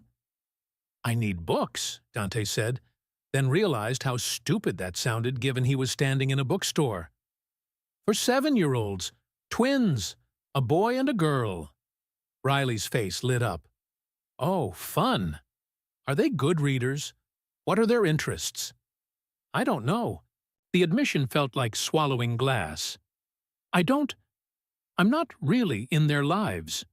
Yet. I'm trying to. This is complicated. Okay. Riley's expression shifted to something gentle, understanding. How about we start with some classics that work for that age? Things that are engaging for different reading levels? She led him through the store, pulling books off shelves with the confidence of someone who knew their inventory intimately. Where the Wild Things Are, Charlotte's Web, The Phantom Toll Booth, Matilda. She explained each choice, why kids loved them, what made them special. Dante bought them all. 23 books, a stack so high Riley had to help him carry them to the register. Someone's going to be very happy, Riley said as she rang them up. I hope so, Dante replied, though he wasn't sure if the twins would ever actually receive them. Next, he went to a toy store. Not one of the big chains, but a small place in Brooklyn that someone on a parenting forum had recommended. The owner, a man named Jerome, asked the same questions. Ages, interests, preferences, and Dante had the same answer. I don't know. Jerome nodded like this made perfect sense. Then we go with versatile, things that work for different play styles. He assembled a collection, building sets, art supplies, science kits, board games designed for families. Things that encouraged creativity, cooperation, imagination. Dante bought it all. By the time he got back to his penthouse, arms laden with shopping bags, he felt simultaneously purposeful and pathetic. He'd just spent thousands of dollars on children who might never accept these gifts, was probably trying to buy affection, in the exact way Richard had warned him against. But at least he was doing something. He arranged everything in his guest room, the books on the desk, the toys organized by type, the art supplies stacked neatly. Then he stood in the doorway and looked at it all. This shrine to children he didn't know. This physical manifestation of hope and desperation. It looked sad, like a museum exhibit. Failed father attempts redemption through consumer goods, Dante closed the door and went back to his living room, where his laptop waited with its endless unanswered questions. He opened his email for the first time since Friday and immediately regretted it. 247 unread messages. First dozen were from Bradley, escalating from annoyed to furious to resigned. The last one, sent this morning, simply said, "When you're ready to talk, I'm here. But we need to talk." There were messages from clients, from investors, from various executives who needed decisions or approvals, or just wanted to touch base. His absence had created a vacuum, and nature abhorred a vacuum almost as much as corporate infrastructure did. Dante closed his email without responding to any of them. For 7 years, these messages would have been his priority. These people, these deals, these endless demands on his time and attention, they'd been what mattered. But sitting in his apartment, surrounded by toys and books, meant for children he'd just met. Reading emails from people who only knew him as a business entity, Dante finally understood what he'd traded. He'd traded people who might have loved him for people who needed him, had mistaken being necessary for being valued, had confused success with significance. And the worst part? He'd been so convinced he was doing the right thing. Had told himself that building his empire, accumulating his wealth, achieving his success, that it was all worthwhile, that it meant something. But now, with the benefit of hindsight and heartbreak, he could see it for what it was: an elaborate escape plan, a way to run from intimacy, from vulnerability, from the terrifying prospect of being truly known by another person. Because if you were busy enough, important enough, successful enough, you never had to stop and ask whether anyone actually cared about you beyond what you could do for them. Dante stood up and walked to the window, looking out at the city that had been his kingdom, his conquest, his consolation prize. And for the first time in 7 years, he let himself feel the full weight of what he'd lost. Not just Valentina, not just the twins, but himself. The version of him that had existed before ambition calcified into identity, before success became the only metric that mattered, before he'd convinced himself that love was a luxury he couldn't afford. That man had died slowly, so gradually that Dante hadn't even noticed he was mourning. But he was mourning now, standing. In his expensive apartment, surrounded by the trappings of achievement, Dante Ashford finally let himself grieve for the person he'd been, and the life he'd chosen not to live. Tomorrow was Tuesday. Tomorrow he'd see Valentina again. Tomorrow he'd try to explain the inexplicable and apologize for the unforgivable. Tomorrow he'd start the long, uncertain process of trying to build something real from the ashes of everything he'd destroyed. But tonight, he just stood at the window and cried. For the first time in 7 years, Dante let himself feel everything he'd been running from. And it broke him, which was exactly what needed to happen, because only broken things can be rebuilt into something better. Tuesday arrived with deceptive, normal-sized kind of day that looked unremarkable from the outside, but felt like the axis upon which an entire life might pivot. Dante woke at dawn again, but this time the early rising felt purposeful rather than tortured. Today was the day. Today he'd see them again. Today he'd try to begin making things right, or at least less catastrophically wrong. He showered, dressed carefully in clothes that walked the line between "I'm successful" and "I'm not trying to intimidate you with my wealth." Dark jeans, a simple sweater, a coat that cost a fortune but didn't look like it.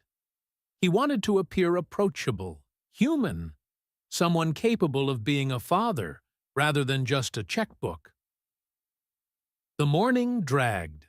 Dante tried to work, managed about 15 minutes before giving up. Tried to read, couldn't focus on the words. Tried to eat breakfast, managed half a piece of toast before his stomach rebelled. By noon, he was pacing his apartment again, counting down the hours. Vincent had said Valentina performed from 3 to 6 on Tuesdays at 5th and 52nd. Dante planned to arrive at 4, late enough that she'd be settled in, early enough that he'd have time if she agreed to talk. If, that was the word that kept echoing in his head. If she'd talk to him. If she'd listen. If she hadn't already decided that his appearance last week was a fluke, she could ignore back into non-existence. At 2:30 p.m., unable to wait any longer, Dante grabbed his coat and headed out.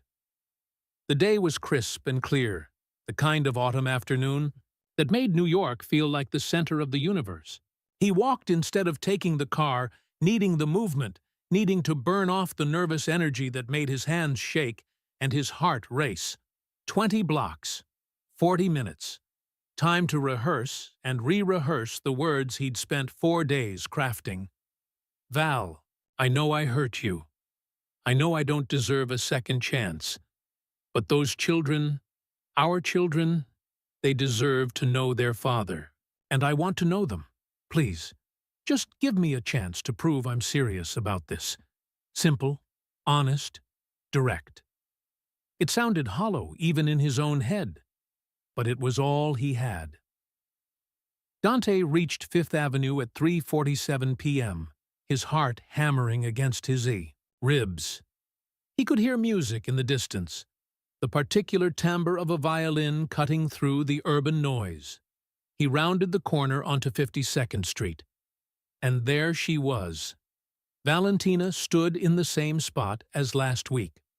Her violin tucked under her chin, her eyes closed in concentration.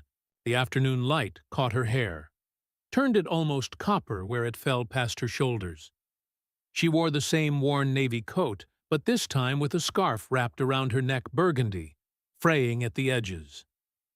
And beside her, sitting on that same threadbare blanket, were Luca and Fleur. Dante stopped walking, suddenly unable to move closer. They looked so small, so vulnerable. Luca was reading a book, his dark curls falling into his eyes, his posture suggesting this was routine sitting on a sidewalk while his mother worked. Fleur was drawing something in a notebook, her tongue stuck out slightly in concentration, completely absorbed in whatever world she was creating. They were beautiful. They were his. And they had no idea he existed. Valentina's song came to an end, something melancholy and complex that Dante didn't recognize. A few passers-by dropped money into the open violin case.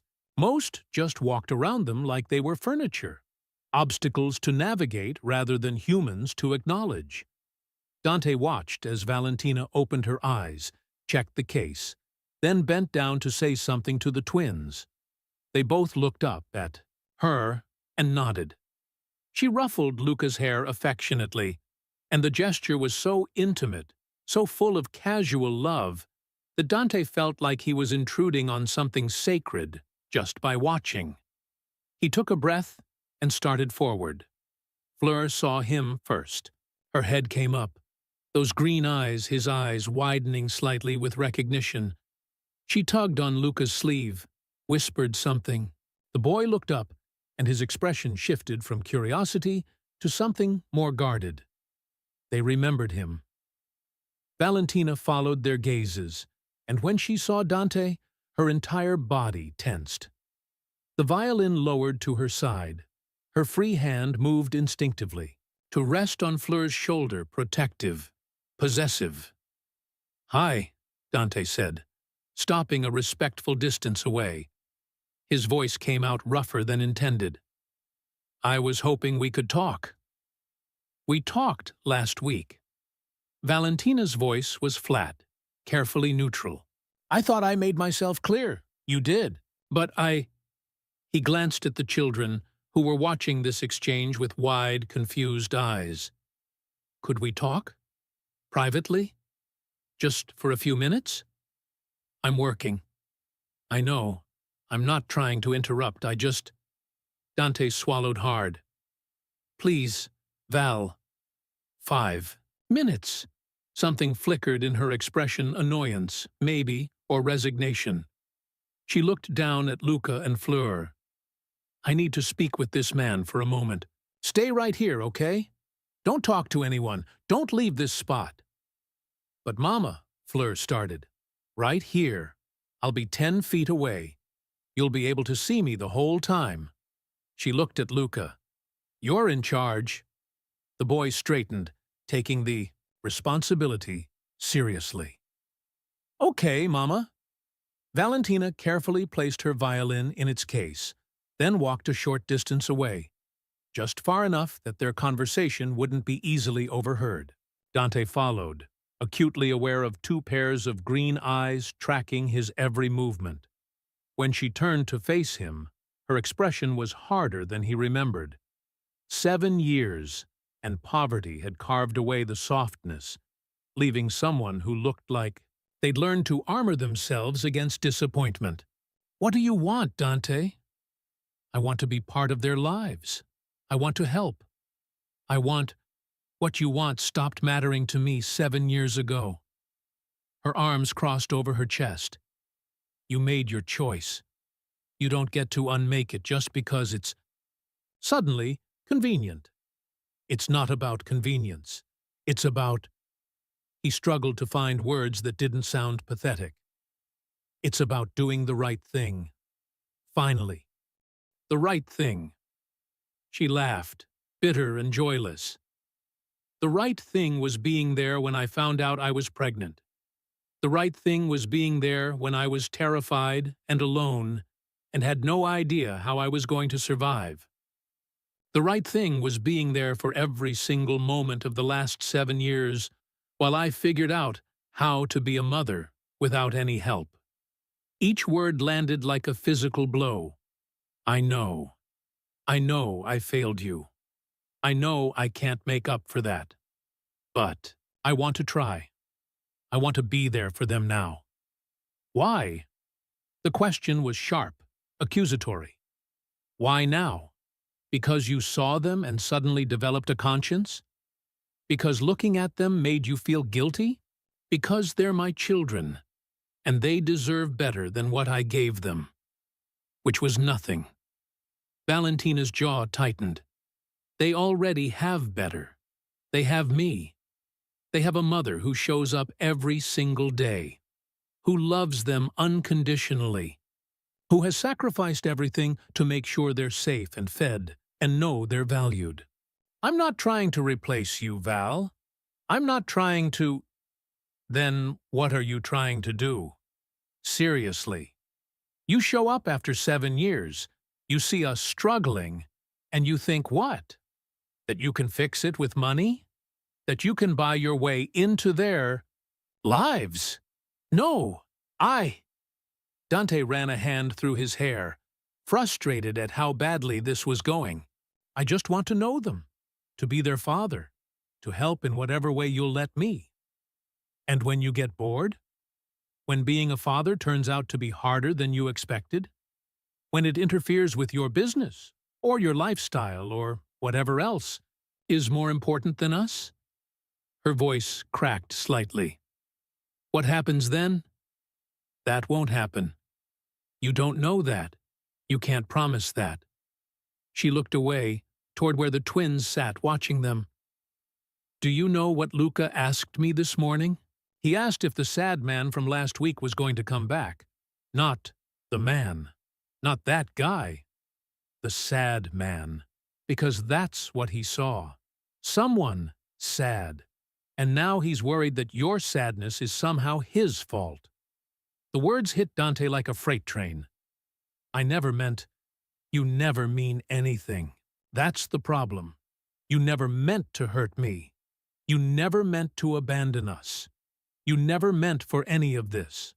But good intentions don't feed my children. They don't keep us warm at night. They don't erase the thousands of times I've had to choose between paying rent and buying them winter coats that fit. Dante pulled out his wallet, desperate, knowing it was the wrong move but unable to stop himself. "Let me help, please. Just put that away."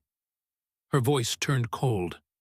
"Right now, before I walk away, and make sure you never find us again." He shoved the wallet back in his pocket, hands shaking.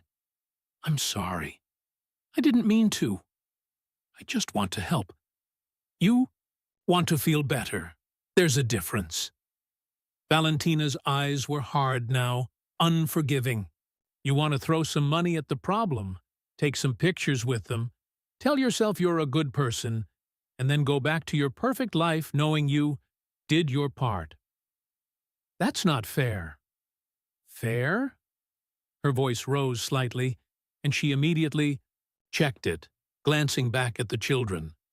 When she spoke again, it was quieter, but no less intense. "You want to talk about fair. Fair was loving you completely, and having you walk away like I meant nothing. Fair was finding out I was pregnant a week after you left, and realizing you'd made it very clear you didn't want me in your life. Fair was giving birth alone, because I couldn't afford anyone to be with me. Fair was watching other children with their fathers and having to explain to my babies why they didn't have one. Every word was a knife, and Dante took them all, knowing he deserved worse. "I can't change the past," he said quietly. "I know that.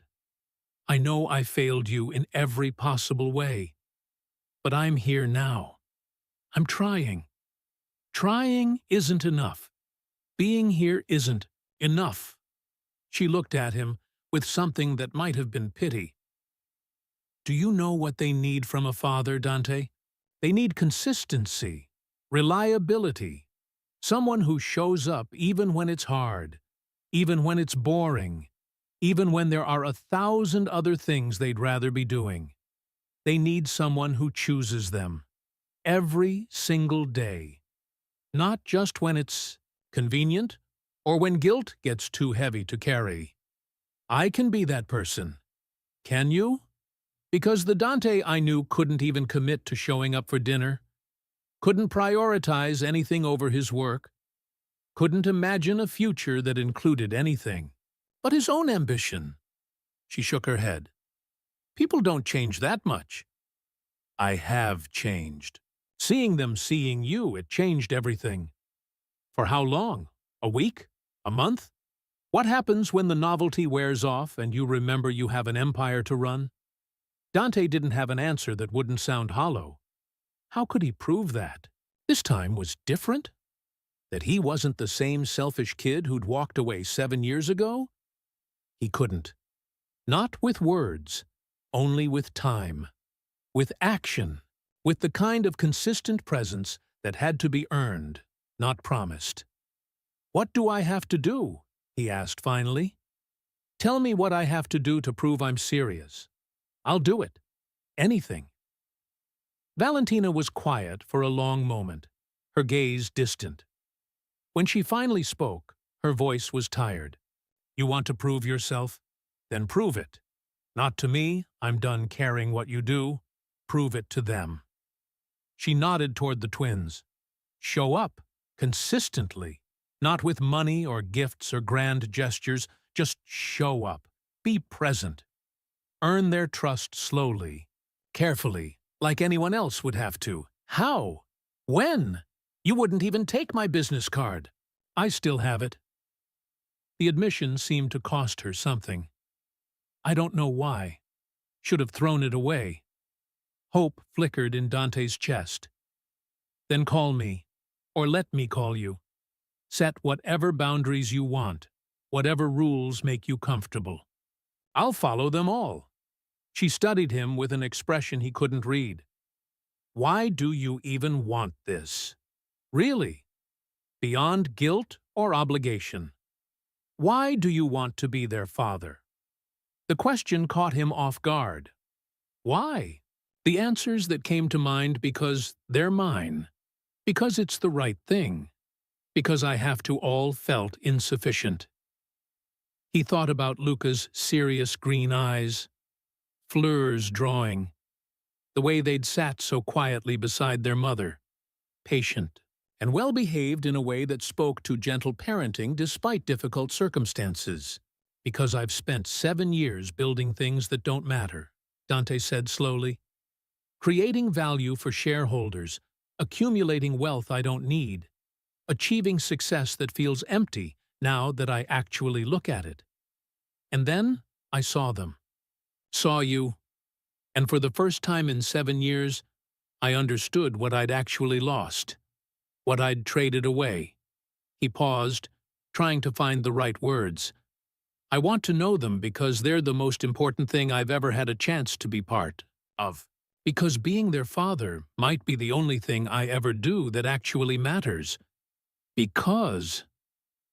His voice cracked. Because I've wasted 7 years, Val, and I don't want to waste another day. Valentina's expression softened almost imperceptibly, but then she looked back at the twins, and her walls came back up. Words are easy. Actions are hard. You want to be their father? Then act like it. Consistently. For months. For years. Prove that you're not going to disappear the second things get difficult. How do I prove that if you won't let me near them? She pulled out her phone, an older model, screen cracked at the corner, and pulled up her contacts. Give me your number. Dante recited it, watching as she typed it in with fingers that were slightly reddened from the cold. I'll text you, she said. Maybe. If I decide to let you meet them properly. If I decide that the potential benefit outweighs the very real risk of you breaking their hearts? I won't. You don't know that. Neither do I. That's the problem. She pocketed her phone. I need to get back to work. We need to make another $20 before we can afford dinner tonight. The casual mention of their poverty felt like a punch to the gut. Val, please. Let me. No. We survive on our own terms. We always have. She started walking back toward the twins, then stopped and turned. Do you know what I tell them when they ask about their father? Dante shook his head, not trusting his voice. I tell them that he's someone who wasn't ready to be a daddy. That sometimes adults make mistakes, and their mistake was being born before he was ready. Her eyes were bright with unshed tears. But I also tell them that maybe someday, when they're older, they might get to meet him. That maybe someday he'll be ready. She walked back to her children, picked up her violin, and started playing without looking at Dante again. He stood there, rooted to the sidewalk, watching as people passed by and dropped money into the case, watching as Fleur went back to her, drawing and Luca to his book, watching as Valentina poured her soul into music that most people barely noticed. This was their reality, this cold sidewalk, this uncertain income, this daily struggle to survive in a city that didn't care whether they lived or died. And he'd been living in a penthouse, complaining about inconveniences. Dante reached into his wallet and pulled out $500 bills. He walked to the violin case, bent down, and placed them inside, tucking them under the smaller bills so they wouldn't blow away. Valentina's eyes snapped open. The music stopped mid-phrase. Dante. It's not a bribe. It's not me trying to buy anything. It's just... He looked at the children, who were watching him with identical expressions of curiosity. It's just help, from someone who should have been helping all along. Before she could protest or throw the money back at him, Dante turned and walked away. He made it half a block before his phone buzzed. A text from an unknown number. I hate that I need that money. I hate that you can just throw away what would take me a week to earn. But my children need winter coats. So thank you, and fuck you in equal measure." Dante stopped walking, staring at the message. Then another text came through. "I'll think about calling you, but don't hold your breath. And don't come back here uninvited. If I see you again without agreeing to it first, I'm filing for a restraining order." He typed back, "I understand, I'll wait." Her response was immediate. "You're good at waiting. You've done it for 7 years." The words stung because they were true. Dante pocketed his phone and started walking back to his penthouse, the November air biting at his face, the city moving around him like he wasn't even there. He'd wanted answers, wanted resolution, wanted some kind of path forward that made sense. What he got was uncertainty. Maybe, if I decide. Don't hold your breath. But it was more than he'd had yesterday. It was a chance. And for now, that would have to be enough. 3 days passed without a word. Dante kept his phone on him constantly in his hand, in his pocket, on the table beside him during meals he barely ate. He checked it obsessively, every few minutes, just to make sure he hadn't somehow missed a notification. Each time the screen lit up with an email or a news alert or a message from someone who wasn't Valentina, disappointment settled deeper into his bones. He'd told her he'd wait. He meant it, but knowing something intellectually and experiencing it emotionally were two entirely different things. Waiting was torture. Wednesday crawled by in a fog of unproductive hours. Dante tried to work, managed to make it through 2 conference calls, where he contributed nothing of value. Bradley noticed sent him a private message during the second call. "You okay, man? You seem checked out." Dante typed back, "Fine, just distracted." But fine was a lie. He wasn't fine. He was suspended in limbo, his entire future dependent on whether a woman he'd deeply wounded 7 years ago decided he deserved a chance to know his own children. Thursday was worse. He woke up at 3 a.m. from a nightmare he couldn't remember and never fell back asleep. Just lay there in the dark, staring at the ceiling, imagining all the ways Valentina might decide he wasn't worth the risk. All the reasons she had to keep him out of their lives.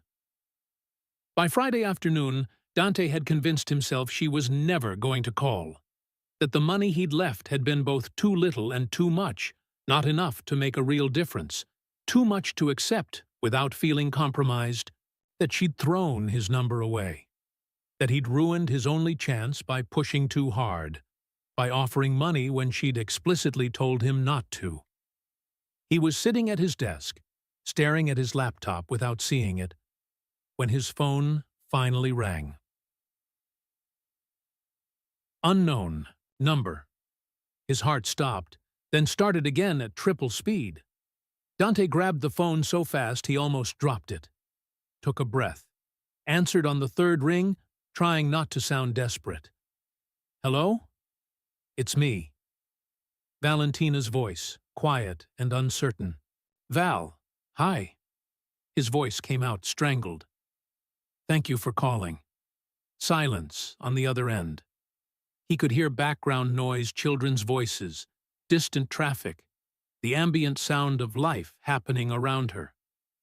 "I don't know if this is a mistake," she said finally. "I've spent 3 days trying to decide, and I still don't know. I won't make you regret it. I promise. Don't make promises you can't keep." She sighed, and the sound carried years of exhaustion. "I'm calling because Luca asked about you again, asked if the sad man was his father." Dante's throat tightened. "What did you tell him?"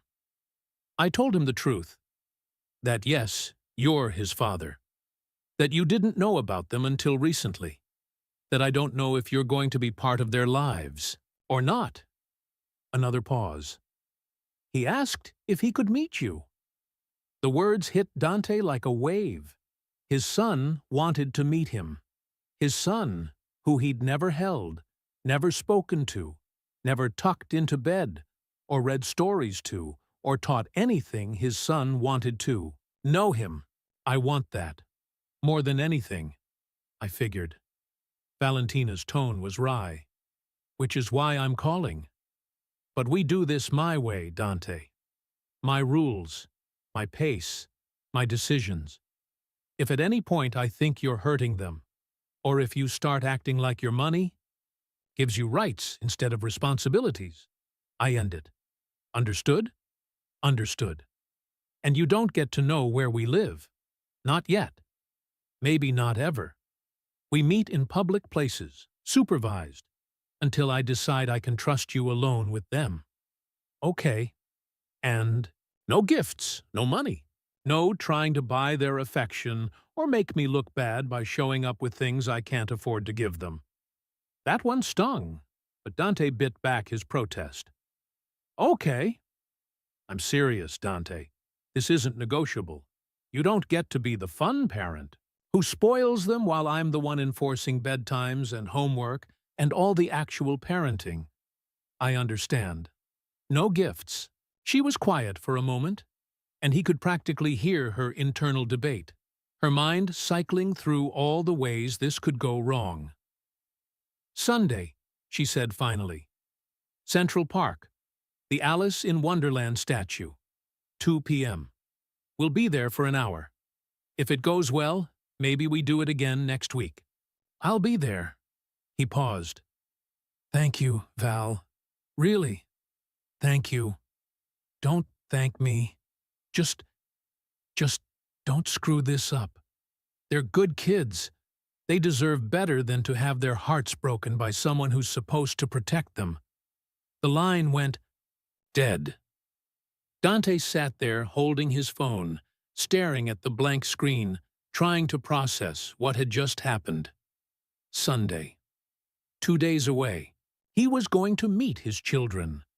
Actually, meet them. Not just see them from a distance or exchange awkward words while they watched with confused eyes. He was going to be their father. The thought was exhilarating and absolutely terrifying. Chapter E. Next 48 hours were a masterclass in anxiety. Dante spiraled through every possible scenario. What if they hated him? What if he said the wrong thing? What if he was so awkward that they never wanted to see him again? What if Luca and Fleur took one look at him and decided they were better off without a father? He spent Friday night researching child psychology, reading articles about how to talk to 7-year-olds, watching videos of fathers interacting with their kids like he was cramming for an exam on a subject he'd never studied. It didn't help. If anything, it made him more nervous. There were so many ways to mess this up. So many developmental stages he'd missed. Inside jokes he wasn't part of. References he wouldn't understand. He was a stranger trying to insert himself into an established family unit that had been functioning without him for 7 years. Saturday morning, Dante did something he hadn't done since college. He called his sister. Lauren answered on the 5th ring, her voice suspicious. Dante? Is someone dead? What? No. Why would? Because you never call. So either someone died or you need something. Fair point. I need advice, he admitted. About? How to be a parent. Silence. Then, I'm sorry, did you just say, I have kids? Twins. 7 years old. I just found out. The words tumbled out in a rush. I'm meeting them tomorrow, and I have no idea what I'm doing. And you have kids. So I thought, hold on. Back up. You have twins? 7 years old? How did you not know about this? Dante explained the whole story, or at least the relevant parts, seeing Valentina on the street corner, realizing they were his, the conversations, the waiting. Lauren listened without interrupting, which was unlike her. When he finished, she whistled low. Wow, okay. That's… wow. So? Advice? Advice. She laughed, but it wasn't mean. Dante, I can't give you a manual on how to be a dad. It's not something you can optimize or efficiency hack. It's just showing up, being present, listening more than you talk. That's what everyone keeps saying. But what does that actually mean? It means you stop thinking like a CEO and start thinking like a human being. Her voice softened. Look, kids that age, they don't need you to be perfect. They don't need you to have all the answers. They just need you to care, to be interested in their world, to ask questions and actually listen to the answers. What kind of questions? Anything. What they like, what they're learning in school, what makes them laugh. Don't interrogate them. Just be curious, like you would with anyone you were getting to know. She paused. And Dante? Don't try to impress them. Don't try to be anyone other than who you are. Kids have amazing bullshit detectors. They'll know if you're performing. The advice settled over him like a blanket, comforting and uncomfortable at the same time. Thanks, Lauren. Yeah, well, don't make a habit of this brotherly bonding stuff. It's weird. But her voice held warmth, and for the first time in years, Dante remembered they'd actually been close once, before his ambition had bulldozed through every relationship in his life. Hey, Lauren? Yeah? How are your kids? How's everything? Another pause. You really don't remember their names, do you? Shame flooded through him. I'm sorry. Izzy is 8. Maya is 6. They're great. Exhausting and expensive and constantly making messes, but great. She sighed. You should meet them sometime. Your actual nieces. They've been asking about their mysterious uncle who's too important to visit. I'd like that. We'll see. First, don't screw up with your own kids. Then maybe we'll talk about you being Uncle Dante. After they hung up, Dante sat with his sister's words. Don't try to impress them. Just be curious. Be interested in their world. It sounded simple. It probably wasn't. The rest of Saturday passed in a blur of nervous preparation. Dante changed clothes 4 times, trying to find an outfit that said, approachable dad, instead of wealthy stranger who might kidnap you. He settled on jeans, boots, and a dark green sweater that Lauren had once told him made him look human. He rehearsed introductions in his head, then discarded them all as too formal or too casual or too obviously rehearsed. He thought about bringing something, a soccer ball, maybe, or a frisbee, then remembered Valentina's rule about no gifts, and left his apartment empty-handed. By the time he finally fell asleep Saturday night, his mind was a hurricane of anxiety and anticipation, and the bone-deep terror that he was about to ruin the most important meeting of his life. Sunday arrived cold and bright, the kind of November morning where the sun felt like an apology for winter's approach. Dante left his apartment at noon, even though he didn't need to be at Central Park until 2. He couldn't sit still anymore, couldn't stand being in that penthouse with nothing but his thoughts and the ticking clock. He walked through Midtown, past the tourists and the street vendors and the Sunday crowds, heading to brunch or museums or wherever people went when they had normal lives, down Fifth Avenue toward the park, his breath making clouds in the cold air. By 1:15, he was at the Alice in Wonderland statue.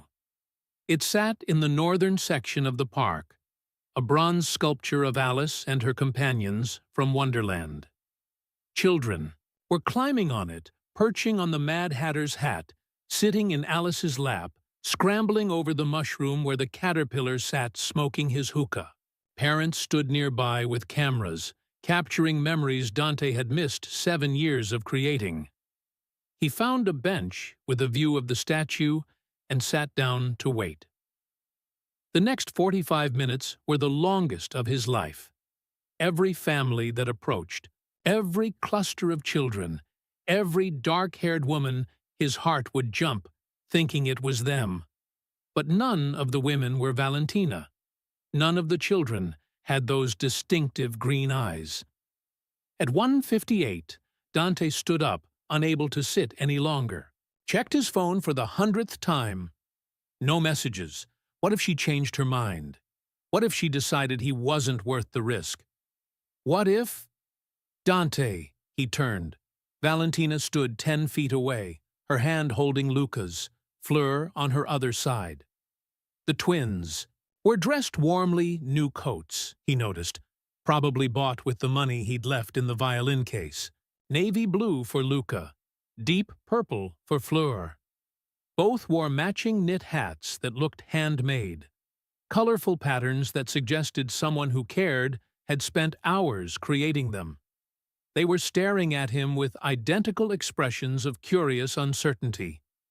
"Hi," Dante managed, his voice coming out rougher than he intended. "Say hello," Valentina prompted gently. "Hello," they chorused in unison, and Dante's heart cracked open at the sound of their voices addressing him directly for the first time.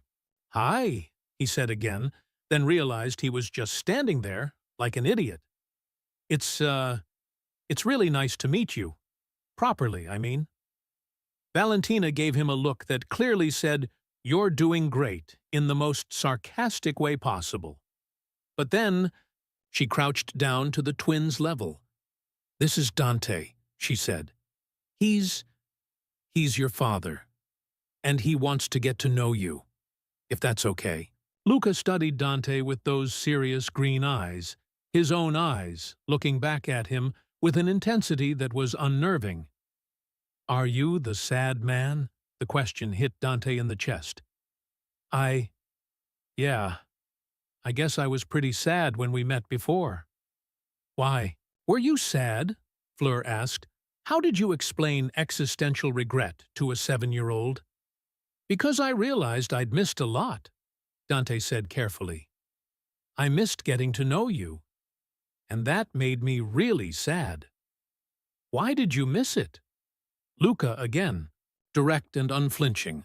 "This kid didn't mess around, because I made a mistake, a big one. And I'm hoping maybe we can fix it now. If you want to." The twins looked at each other, some silent communication passing between them. Then Fleur shrugged. "Okay," just like that. "Okay," as if his entire world hadn't just shifted on that single word. Valentina stood up. "Why don't we walk? There's a playground not far from here. We can talk while they play." She started walking, and the twins followed automatically. Dante fell into step beside them, acutely aware of the space between them, physical and emotional.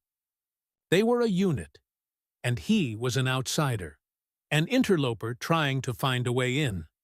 "So," Valentina said after a moment, "ground rules. You can ask them questions. You can play with them if they want. But I'm here the whole time. And if at any point they want to leave, we leave. No arguments." "Understood." They reached the playground, one of the nicer ones in the park, with modern equipment and soft rubber surfaces. The twins took off immediately, heading for the swings with the kind of energy that only children possessed. Dante and Valentina stood at the edge, watching. "They're beautiful," Dante said quietly. "They are, and they're kind and smart and funny. And you have no idea how hard I've worked to make sure they turned out okay, despite everything." The implicit accusation hung in the air. "Despite you?" "I can imagine," Dante said, though he knew he really couldn't. "No, you can't. But that's okay. You don't need to imagine it. You just need to be present for what comes next." She glanced at him. "Luca's going to ask you a lot of questions. He's like that. Needs to understand things. Fleur's going to test you, see if you're actually interested or just performing. They're both incredibly perceptive. Got it. And Dante? She turned to look at him fully. They've been through a lot. They've watched me struggle. They've gone without. They've had to grow up faster than they should have. So if you're going to do this, if you're really going to be their father, then you need to understand what that means. It means showing up when it's hard, when it's boring, when there are 1,000 other things you'd rather be doing.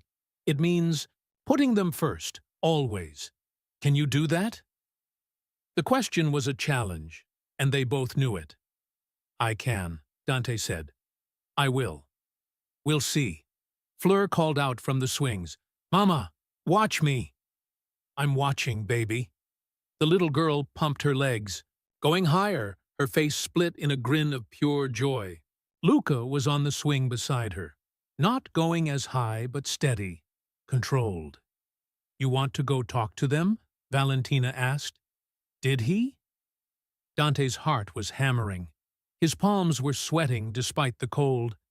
Every nerve in his body was screaming that he was about to mess this up, but he nodded. Yeah, I do. Then go. I'll be right here. Dante walked toward the swings, each step feeling momentous. When he reached them, both twins slowed down, dragging their feet to stop. Hi, he said, then immediately felt stupid. He'd already said hi 3 times. Hi, Fleur replied, tilting her head.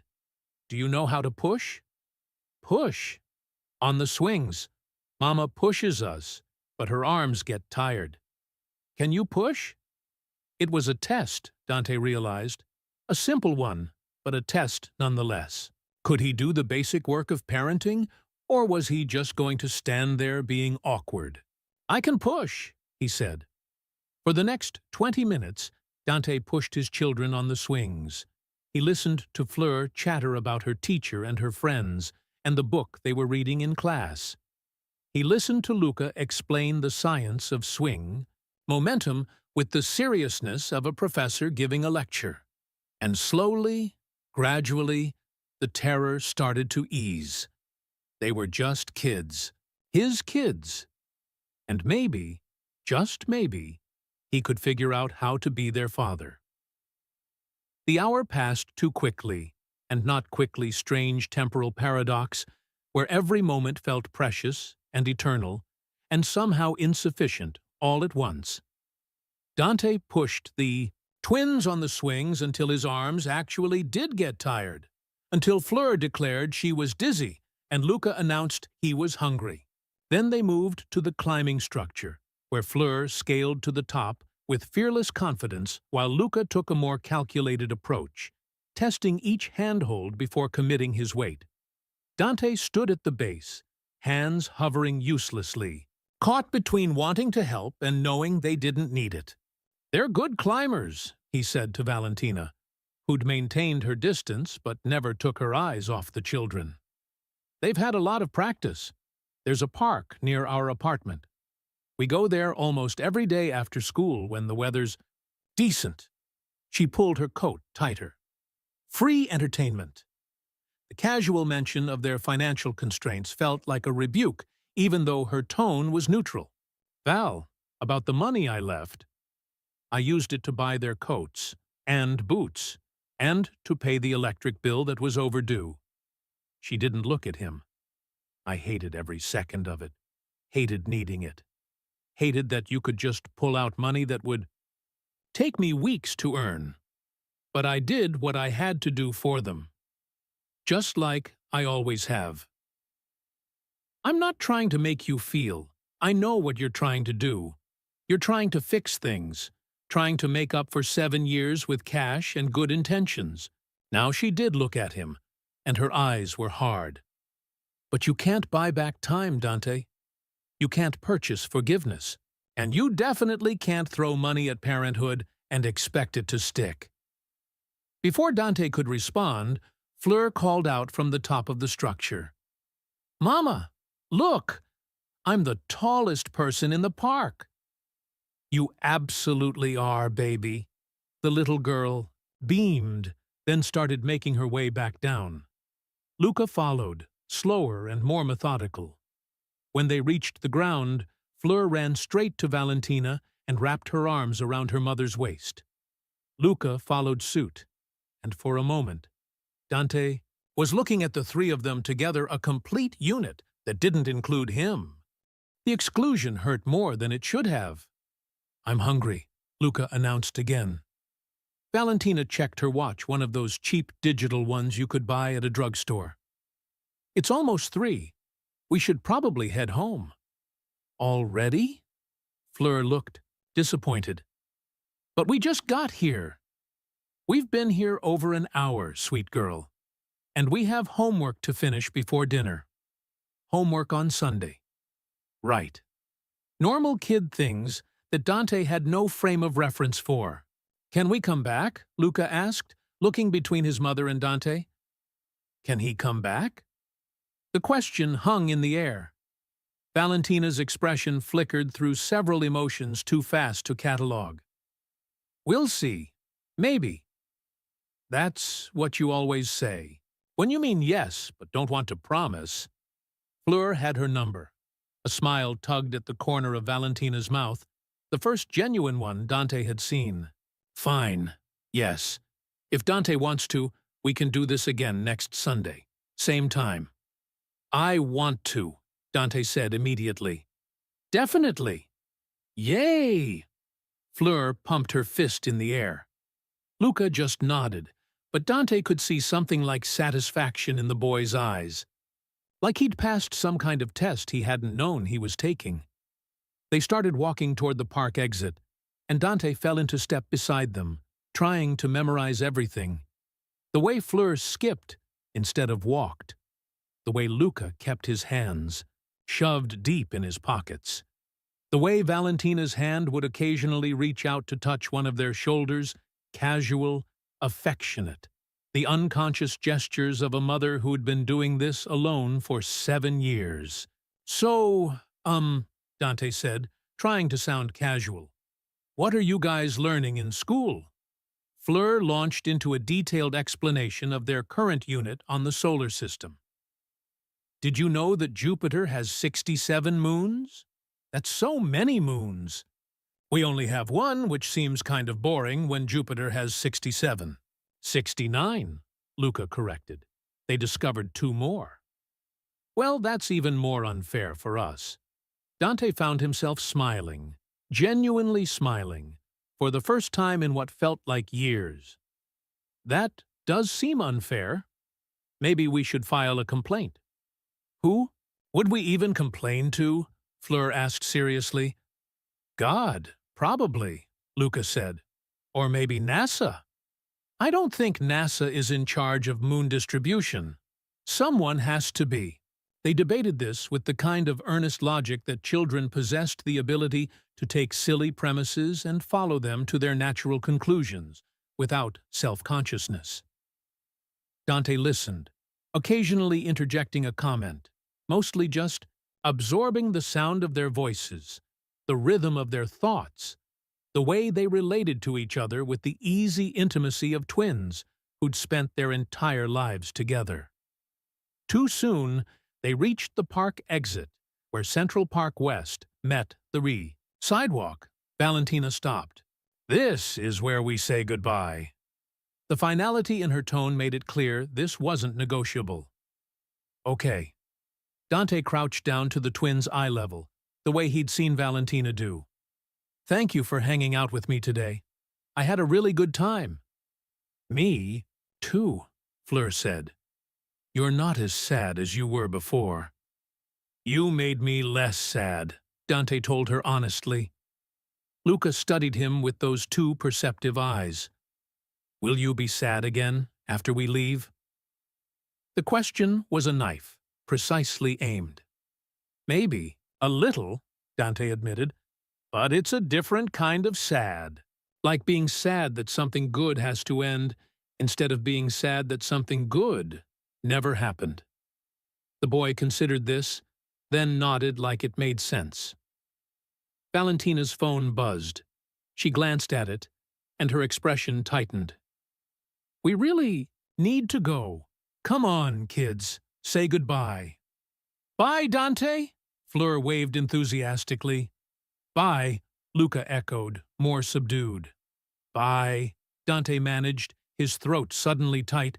He watched them walk away, Valentina in the middle, a child's hand in each of hers, until they disappeared into the subway entrance at the corner. Then he stood there on the sidewalk, surrounded by the city's endless motion, feeling simultaneously more alive and more alone than he'd felt in years. His phone buzzed, a text from Valentina. "You did okay today. Don't let it go to your head." Dante smiled despite himself and typed back, "Thank you for giving me a chance." Her response came a minute later. "Don't make me regret it." The week that followed was different from the previous one. Instead of the paralysis of waiting for initial contact, Dante found himself in a new kind of limbo, knowing there would be a next time, but having to endure 7 days before it arrived. Monday morning, he finally returned to the office properly. His absence had created chaos, exactly as he'd expected. Bradley met him at the door with a stack of contracts that needed review and a list of decisions that had been piling up. "Welcome back from the dead," Bradley said, not quite managing to hide his irritation. "Nice of you to remember you have a company to run." "I'm sorry. I know I left you in the lurch." "You left me in the lurch, then turned off your phone, then sent cryptic messages about family emergencies. What the hell happened?" Dante considered how much to explain. Bradley was his business partner, his closest thing to a friend in the corporate world. But their relationship had always been transactional, built on shared ambition rather than actual intimacy. "I found out I have kids," Dante said simply. "Twins, 7 years old, and I'm trying to figure out how to be their father." Bradley's mouth fell open, then closed, then opened again. "You're serious. Completely. Jesus." Bradley sat down heavily in the nearest chair. "How did you not know for 7 years?" "Long story. The short version is, I was a selfish asshole who walked away from a relationship right before finding out would have happened. She raised them alone while I was busy building all this." Dante gestured around the office, the physical manifestation of everything he'd chosen over love. "And now? Now I'm trying to be better. Trying to be someone who deserves to know them." Bradley was quiet for a long moment. "That's going to impact your work." "I know. The investors aren't going to like it. The board's already been asking questions about your recent distraction." "I know that too. And you're okay with it? With potentially jeopardizing everything we've built?" The question was fair. 2 weeks ago, the answer would have been an immediate, emphatic no. Nothing was more important than the company. Nothing could be allowed to interfere with their growth trajectory. But that was before. "I'm not jeopardizing anything," Dante said carefully. "I'm just reprioritizing. The company will be fine. It doesn't need me hovering over every decision. That's what we have good people for." "You sound different." "I am different." Bradley studied him with an expression that was hard to read. "Different good or different concerning?" "I don't know yet. But I guess we'll find out." The work helped pass the time, but Dante found his attention fragmenting. In the middle of meetings, he'd drift, thinking about Fleur's explanation of Jupiter's, Moon's, or Luca's serious questions. He'd pull out his phone to check messages, hoping for a text from Valentina, disappointed when there wasn't one. Tuesday afternoon, she finally texted. "Luca asked if you have a job. I told him you work with computers. Was that close enough?" Dante smiled and typed back. "Close enough. What did he say?" He asked if you're good at it. I said I didn't know. Are you? I used to think so. Now I'm not sure what I'm good at. Her response took a few minutes. Figure it out. They need you to be good at being their father. The computer stuff is optional. Wednesday morning, another text. Fleur drew you a picture at school. Her teacher asked who the new person in her family drawings was. She said, my dad, who's learning to be a dad. Thought you should know. The message made Dante's eyes sting. He was in her family drawings. He was someone she thought about when she wasn't with him. Can I see the picture? Maybe next time. If you show up. I'll show up. I promise. Stop making promises. Just show up. Thursday passed with no messages, and Dante felt the absence like a physical thing. He wondered what they were doing, whether they thought about him at all, or whether Sunday was just a brief interruption in their normal lives. Friday afternoon, he broke down and texted first. Hope you guys have a good weekend. Looking forward to Sunday. Valentina's response was immediate. Stop being needy. We'll see you Sunday at 2. Same place. Not warm, but not cold either. Just Valentina, maintaining boundaries, keeping him at arm's length while cautiously allowing him closer. Saturday, Dante did something he hadn't done in years. He went shopping for himself in a regular store. Not some boutique where everything cost more than most people's rent, but a normal department store where normal people bought normal clothes. He wandered the aisles, overwhelmed by choices that had never seemed complicated before. When you had unlimited money, you just bought whatever looked decent without thinking about price. But standing there, trying to understand what regular families bought, what worked for playgrounds and parks and actual parenting instead of photo. Oops! Dante felt lost. A sales associate approached a woman in her 50s with kind eyes. Can I help you find something? I'm not sure. I need clothes for being a dad. She smiled. First-time father? Something like that. She helped him pick out jeans that could get dirty without tragedy, sweaters that were warm but washable, a jacket that was practical instead of pretentious, clothes that said, I'm a person, instead of, I'm a brand. When he got home and put everything away, Dante realized he'd just spent less on an entire wardrobe than he usually spent on a single business lunch. And somehow, it felt more valuable. Sunday morning arrived bright and cold, the temperature having dropped overnight into the 30s. Dante dressed in his new clothes, which felt foreign and right at the same time, and left his apartment at noon again. He couldn't help himself.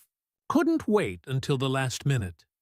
This time, when he got to the Alice in Wonderland statue, he wasn't alone. There was already a family there, not his, but seeing them made him think about what he wanted. A father was playing with his daughter, lifting her up to touch Alice's bronze hand, both of them laughing at something Dante couldn't hear. That could be him and Fleur, or him and Luca, or all three of them, building memories that didn't involve poverty and struggle, and a mother who had to do everything alone. At 1:55, Dante spotted them coming down the path. This time, Fleur saw him first and broke into a run, her new purple coat flying out behind her. Luca followed at a more measured pace, and Valentina brought up the rear, her expression unreadable behind large sunglasses. "You came," Fleur announced, slightly breathless. "Of course I came. I said I would." Dante crouched down to her level. "Did you think I wouldn't?" She shrugged. "Mama says adults sometimes say things they don't mean." Dante glanced up at Valentina, who had the grace to look slightly embarrassed. "Your mama's not wrong," he said carefully, "but I meant it. When I say I'll be here, I'll be here." "Every time?" Luca asked, having caught up. "Every time? What if you're sick?" Then I'll let you know I can't make it. But I'll make it up to you later. What if you have to work? Then I'll move work. You guys are more important than work. The twins exchanged one of their silent looks, having some twin conversation that excluded everyone else. Okay, Luca said finally. We believe you. For now. Dante stood up and looked at Valentina. Hi. Hi. She pushed her sunglasses up, revealing eyes that looked tired but not hostile. They've been talking about this all week. Couldn't get them to focus on anything else. Really? Don't sound so surprised. You're a novelty. Shiny and new. Let's see how long that lasts. Her words were harsh, but her tone wasn't quite as sharp as before, like she was trying to maintain her walls. But they were starting to crack. Where should we go today? Dante asked. Playground again? Fleur suggested. We went there last time, Luca pointed out. So? It's a good playground. What about the zoo? Dante suggested, then immediately worried he'd overstepped. If that's okay. I know it costs money, but I'd cover. No, Valentina's voice was firm. I told you, no gifts. That includes expensive outings. The zoo isn't a gift, it's just an activity. Something to do together. An activity that requires money. Money you have, and I don't. Which makes it a gift, whether you want to call it that or not. They were standing in the middle of the path, the twins watching this exchange with attentive eyes. Dante could feel himself losing ground, could see the walls going back up. What if we go somewhere free? He tried. The Natural History Museum has free admission if you pay what you wish. We could go there, pay $1 each. Make it even. Valentina considered this, clearly looking for the catch. And you won't buy them anything from the gift shop? I won't buy them anything. Or snacks, or drinks, or souvenirs disguised as educational materials. Nothing. I promise. He caught himself. Sorry, I won't buy anything. She studied him for a long moment, then looked down at the twins. What do you guys think? Museum? Yes, they chorused in unison. Then, I guess we're going to the museum. The American Museum of Natural History was one of those New York institutions that never got old, no matter how many times you visited. Dante had been exactly twice once on a school field trip in elementary school, once for a donor event last year where he'd written a check and left early. But seeing it through Luca and Fleur's eyes was entirely different. They were mesmerized by everything. The massive dinosaur skeletons made them gasp. The dioramas of animals in their habitats had them pressing their noses to the glass. The planetarium show left them awestruck, mouths hanging open as the universe expanded above them. Dante watched them more than he watched the exhibits, watched the way Luca would read every placard, absorbing information with hungry intensity, watched the way Fleur would act out scenarios pretending to be a T-Rex, mimicking the movements of wolves, spreading her arms like she was flying with the pterodactyls suspended from the ceiling. And he watched Valentina watch them, her expression soft in a way he hadn't seen in 7 years. This was who she was, when she wasn't armored against him, a mother completely absorbed in her children's joy. In the Hall of Ocean Life, standing beneath the massive blue whale model, Fleur tugged on Dante's sleeve. Did you know that blue whales are the biggest animals that ever lived? Bigger than any dinosaur? I did not know that. Well, now you do. She looked very pleased with herself. Mama says knowing things makes you powerful. Your mama's right about that. They wandered into the meteorite section where Luca became transfixed by a piece of rock that had traveled millions of miles through space to end up in a glass case in Manhattan. Do you think there's life out there? the boy asked, not taking his eyes off the meteorite. I don't know, Dante admitted. What do you think? I think there has to be. The universe is too big for it to just be us. That would be lonely. The observation hit Dante square in the chest. This 7-year-old child, who'd grown up without a father, who'd watched his mother struggle, who knew what loneliness looked like, he understood something essential about existence that Dante was only just beginning to grasp. You're probably right, Dante said quietly. They spent 3 hours in the museum, and it wasn't enough.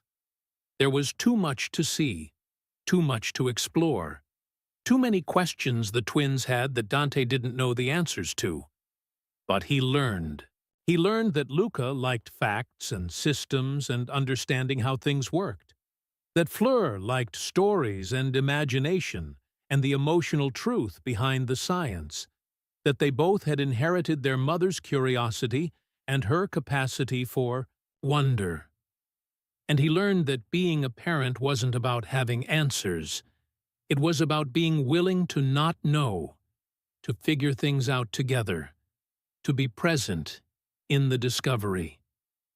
When they finally left, the sun was setting, painting the city in shades of orange and gold. I'm hungry, Luca announced. Valentina checked her phone. We need to get home. I have to make dinner. Can Dante come? Fleur asked. The question hung in the air like a detonation. Valentina's expression closed off immediately. No, Dante has his own home, his own life. But no, Fleur, not today.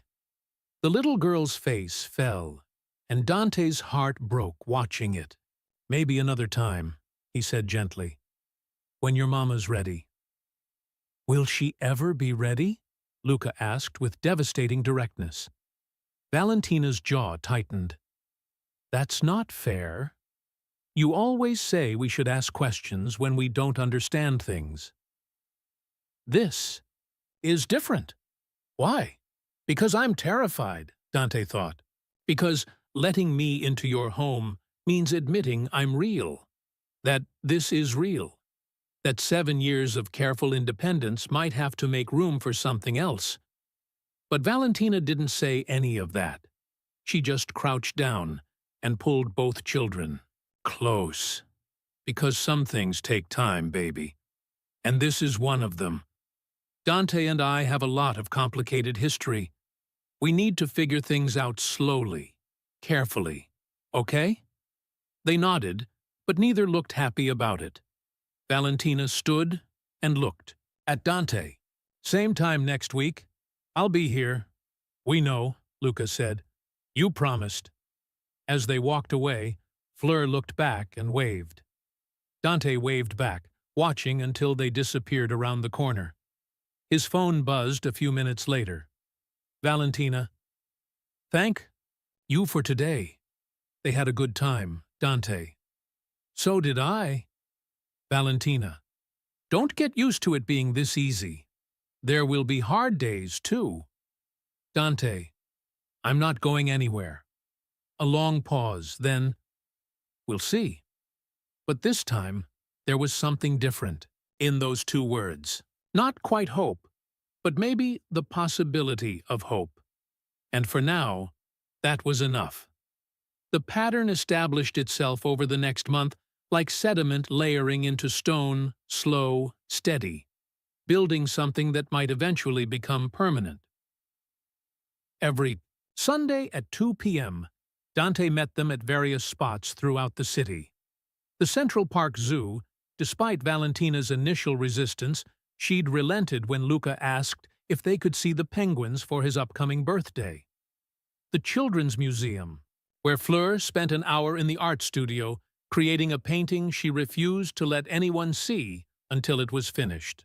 The Bronx Botanical Garden, unseasonably warm for December, where they'd walked through the conservatory and Luca had asked approximately 700 questions about photosynthesis.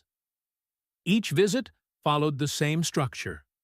2 hours together, supervised by Valentina, ending with the twins asking when they'd see him again, and Valentina's carefully neutral "we'll see" that had gradually softened into "same time next week."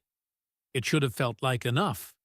It was infinitely more than Dante had 3 months ago, more than he'd had any right to expect. But the 2-hour limit felt increasingly arbitrary, a boundary that served to remind him he was still an outsider, still on probation, still not quite trusted. During the week, Valentina would send occasional texts, photos of the twins doing homework, brief updates about school events, once a video of Fleur performing in a school concert that made Dante's chest ache with the understanding of everything he'd missed. He never pushed for more, never suggested additional visits, or tried to extend their Sunday meetings beyond the agreed-upon time. He was operating on Valentina's timeline, playing by her rules, proving through consistency rather than pressure that he was serious about this. But patience, Dante was discovering, was not the same as peace. December arrived with the kind of cold that made the city feel brittle, and with it came the complicated logistics of the holiday season. The twins had winter break approaching. Valentina's busking income would drop, fewer people on the streets meant fewer potential donors, and the cold made it nearly impossible to play for extended periods.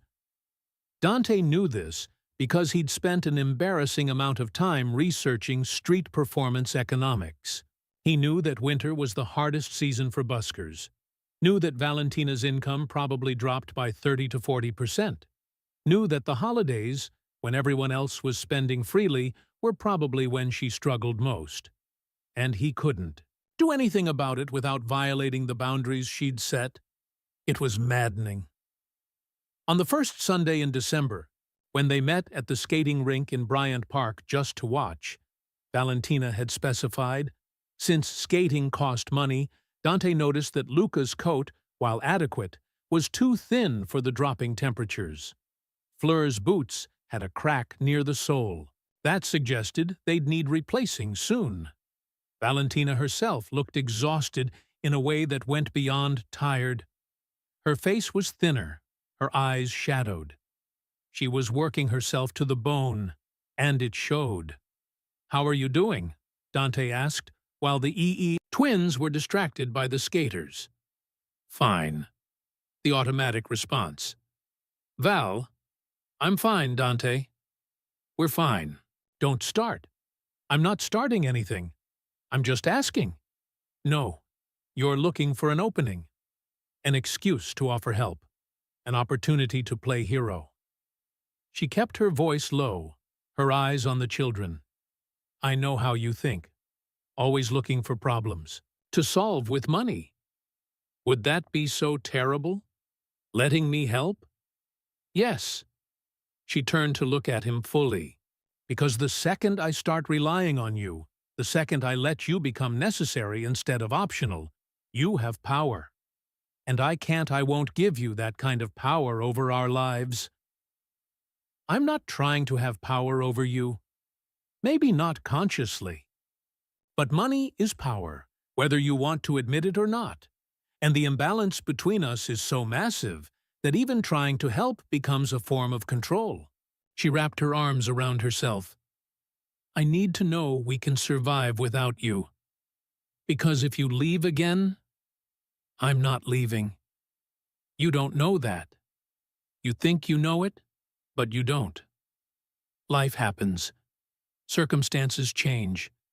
People get bored or overwhelmed or remember they have other priorities." Her voice was hard, defensive. "I will not make my children dependent on someone who might disappear." Before Dante could argue, Fleur skated over to the rail, not literally skating, but running across the rubber matting, her breath making clouds in the cold air. "Mama, can we get hot chocolate, please?" Valentina's expression flickered that quick. Mental calculation of whether the budget allowed for $5 hot chocolates or whether she'd have to disappoint her daughter. "Maybe at home, baby. We have cocoa there. But the hot chocolate here comes with marshmallows." The cocoa at home can have marshmallows too. Fleur's face fell slightly, but she nodded, already trained not to push when her mother said no. It was heartbreaking, that automatic acceptance of disappointment. "What if I got it?" Dante said, before he could stop himself. "My treat?" Valentina's eyes blazed. "No, Val, it's hot chocolate. It's not." I said no. She looked at Fleur. "Go get your brother. We're leaving." "But we just got here." "Now, Fleur." The little girl's eyes filled with tears, but she went, and Dante felt like the world's biggest asshole for causing this. "I was just trying to—" "I know what you were trying to do, and I need you to stop." Valentina's voice shook slightly. "Do you have any idea how hard it is to say no to them? To watch them want things I can't give them? To see their faces when I have to deny them something as simple as hot chocolate, because I have to choose between that and keeping the lights on? Then let me stop. Just stop. You don't get it. This isn't about hot chocolate. It's about them learning that I'm enough, that we're enough, that we don't need someone to swoop in and save us." She blinked rapidly. "Because the second they start expecting you to provide things I can't, the second they start seeing me as the parent who says no, and you as the parent who says yes, I lose them. Maybe not physically, but emotionally. And I won't risk that." The Heidi twins were walking back, Luca with his arm around Fleur's shoulders, both looking confused and upset. "I'm sorry," Dante said quietly. "I didn't think—" "That's the problem. You don't think. You just react with your wallet, because it's the only tool you know how to use." She gathered the children and walked away, leaving Dante standing in the cold, watching them disappear into the Sunday afternoon crowd. His phone didn't buzz that night, or the next day, or the day after that. By Wednesday, Dante was beginning to panic. Had he finally pushed too hard? Had the hot chocolate incident been the thing that broke Valentina's willingness to let him try? He wanted to text, to apologize again, to ask if they were still on for Sunday. But Valentina had been clear about not being needy, about giving her space, about letting her set the pace. So he waited. And while he waited, he worked. Or tried to. The company was in the middle of a major acquisition, the kind of deal that would normally consume every waking hour. But Dante found himself unable to focus, his mind constantly drifting to Luca and Fleur, to whether they were warm enough, whether Valentina was managing, whether his attempts to be a father were causing more harm than good. Thursday afternoon, Bradley cornered him in the conference room after a meeting where Dante had contributed exactly nothing of value. "We need to talk." "I'm fine." "You're not fine. You're a ghost. You're physically here, but mentally somewhere else." Bradley closed the door, ensuring privacy. "Look, I supported you taking time to figure out this whole kid situation. But it's been 2 months, and you're still checked out. The board is noticing. Investors are asking questions. We can't afford to have you be half present right now. I'm doing my job. Barely. And barely isn't good enough when we're in the middle of the biggest acquisition of our careers." Bradley wasn't wrong. Dante knew he wasn't wrong. But the knowledge felt distant, academic, like a problem that belonged to someone else. "What do you want me to do?" "I want you to decide. Are you in or are you out? Because this halfway thing isn't working. It's not that simple. It never is. But you're the one who always said success requires sacrifice. That you can't have everything. That focusing on one thing means letting other things go." Bradley leaned against the table. "So what are you willing to sacrifice? The company you built? Or the family you're trying to build?" The question was a knife, precisely aimed at the wound Dante had been trying to ignore. I shouldn't have to choose. Maybe not. But the reality is, you probably do. At least for now. You can't rebuild a relationship while also running a billion-dollar company. Something has to give. After Bradley left, Dante sat alone in the conference room, staring at his reflection in the darkened window. The city glittered below, all those lights representing businesses and lives and endless opportunities. He'd conquered this city, or at least a meaningful slice of it, had built something from nothing, had achieved every goal he'd set for himself. And for what? The question that had been lurking at the edges of his consciousness for 2 months, finally, demanded an answer. For what? So he could die alone in his sterile penthouse, surrounded by expensive furniture and framed articles about his success? So he could have an obituary that listed his achievements, but not a single meaningful relationship? So he could be remembered as a man who built an empire, but couldn't build a family? His phone buzzed. Valentina. Sunday is still on. Same time, same place as last week. But we need to talk. Just us. Before we see the kids. Relief and anxiety mixed in his chest. Dante. Okay. What time? Valentina. 1:30. Bryant Park. Alone. Sunday arrived overcast and gray, the kind of day that felt like the sky was pressing down on the city. Dante arrived at Bryant Park at 1:15, unable to wait, unable to sit still in his apartment counting down the minutes. The skating rink was busy despite the weather families and couples and groups of friends gliding across the ice, laughing and falling and picking themselves back up. He found a bench away from the crowds and waited. At 1:32, Valentina appeared. She was alone, her navy coat buttoned against the cold, a knit hat pulled low over her ears. She looked tired and determined and beautiful in a way that made Dante's chest ache. She sat down on the opposite end of the bench, maintaining careful distance. "Thanks for coming early," she said. "Of course. What did you want to talk about?" Valentina was quiet for a moment, her gloved hands clasped in her lap. When she spoke, her voice was measured, like she'd rehearsed this. "I've been thinking a lot this week. About us. About what we're doing. About whether this is actually working or if we're just going through the motions." Dante's stomach dropped. "Val, let me finish." She looked at him then, and her eyes were sad. "You're trying. I can see that. You show up every week. You follow the rules. You're patient with the boundaries I've set. And the kids like you. They look forward to seeing you.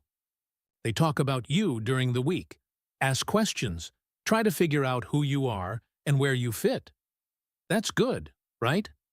It should be. But I'm realizing something. This structured, supervised, 2-hour visit thing we're doing, it's not sustainable. It's not real parenting. It's more like auditioned fatherhood, performance parenting. You show up for the highlight reel and then disappear until the next scheduled event. I'm doing what you asked, following your rules. I know, and that's the problem." She turned to face him more fully. "The rules I set were about protecting myself and the kids, about keeping you at a safe distance until I could trust you. But I'm starting to realize that keeping you at a safe distance means you'll never actually become their father. Not in any meaningful way." "What are you saying?" "I'm saying that we need to change things. Either go all in or admit this isn't working." Her voice trembled slightly. "Because this halfway thing where you're sort of in their lives but not really, where they're starting to care about you but can't fully rely on you, it's going to hurt them in the long run." "I want to go all in. I've wanted that from the beginning." "Have? You? Really?" She shook her head. Because going all in means more than showing up for fun Sunday activities. It means being there for the hard stuff, the boring stuff, the daily grind of homework and tantrums and sick days and arguments about bedtime. It means being available, not just scheduled. I can do that. Can you? You have a company to run, a life that doesn't include us, responsibilities and commitments that existed long before we came back into your world. She looked down at her hands. I need to know if you're willing to actually restructure your life around being a father. Not just accommodate us when convenient. Actually, prioritize us. The challenge hung in the air between them. What would that look like? Dante asked. I don't know exactly, but it would mean being available during the week, not just weekends. It would mean being someone we can call when we need help, not just someone who shows up for scheduled visits. It would mean, she took a breath. It would mean me trusting you enough to let you into our real life. The messy, unglamorous, everyday parts. I want that. Wanting it and doing it are different things. Your entire life is built around work, around success and achievement, and being constantly available to your company. She met his eyes. Can you really walk away from that? The question hit him like a physical blow. Could he? Could he step back from the company he'd built? Could he tell the board that he needed to reduce his hours, his involvement, his constant availability? Could he risk everything he'd worked for to be present for 2 children he barely knew? The answer should have been complicated, should have required thought and analysis and careful consideration of all the variables. But it wasn't. Yes, Dante said, I can walk away, or at least step way back, because you're right. This halfway thing isn't working, and if I have to choose between the company and them, I choose them. Valentina's eyes widened slightly, like she hadn't expected him to answer so quickly, or definitively. You're serious? Completely. I've been thinking about this too, Val. About what actually matters. And I spent 7 years building something that doesn't love me back, that doesn't care whether I live or die beyond what I can produce. I'm done with that. He leaned forward. I want to be their father. Really be their father. Whatever that takes. She studied him for a long moment, searching his face for signs of doubt or performance. If you're lying, if you're saying this just to get what you want and then bail when it gets hard, I'm not lying, and I'm not bailing. Ever. Valentina looked away, toward the ice rink where a little girl was skating with her father, both laughing as they nearly fell. They asked me something this week. They asked if you were going to be at their birthday party. When's their birthday? December 18th. 2 weeks from today. She pulled off her glove and rubbed her face. They want you there. And I don't know how to say no without breaking their hearts. But having you at their birthday party means having you in our home. Means letting you see how we actually live. Means losing the protection of neutral public spaces. I want to come, if you'll let me. That's not the point. The point is, once you're at their birthday party, once you're in our home, once you're part of their actual lives instead of a weekly visitor, there's no going back from that. They'll expect more. They'll want more. And if you can't deliver, if you realize this is too hard or too much or too different from what you imagined, she looked at him, and her eyes were bright with unshed tears. It will destroy them. And I don't know if I can watch that happen. Dante wanted to make promises, wanted to swear he'd never hurt them, never disappoint them, never be anything less than the father they deserved. But Valentina was right. Words were easy. Promises were cheap. The only thing that mattered was action. Tell me what you need from me, he said quietly. Not what you think I want to hear. What you actually need to feel safe enough to let me in." Valentina was quiet for so long that Dante thought she might not answer. Then, "I need to see you prioritize them over work. Not just say it, actually do it.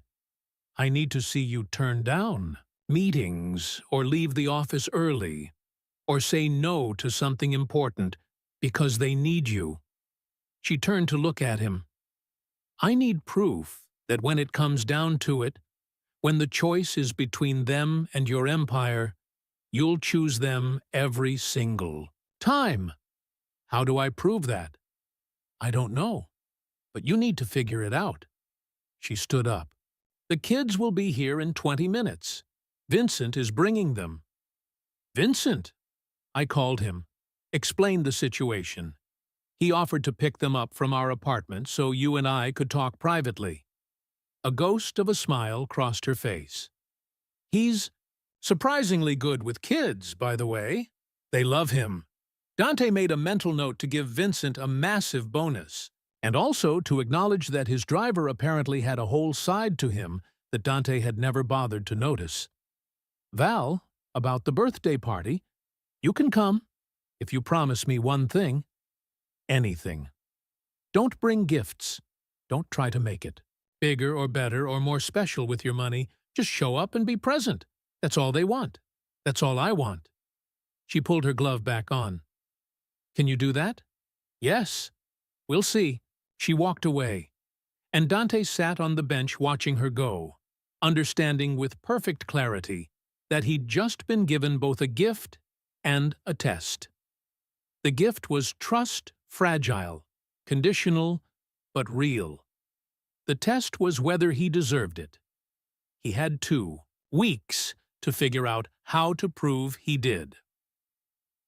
The Monday morning meeting started like every other board meeting Dante had attended over the past decade: coffee that was too hot, pastries no one would eat, and a room full of people who measured success in quarterly returns and stock prices.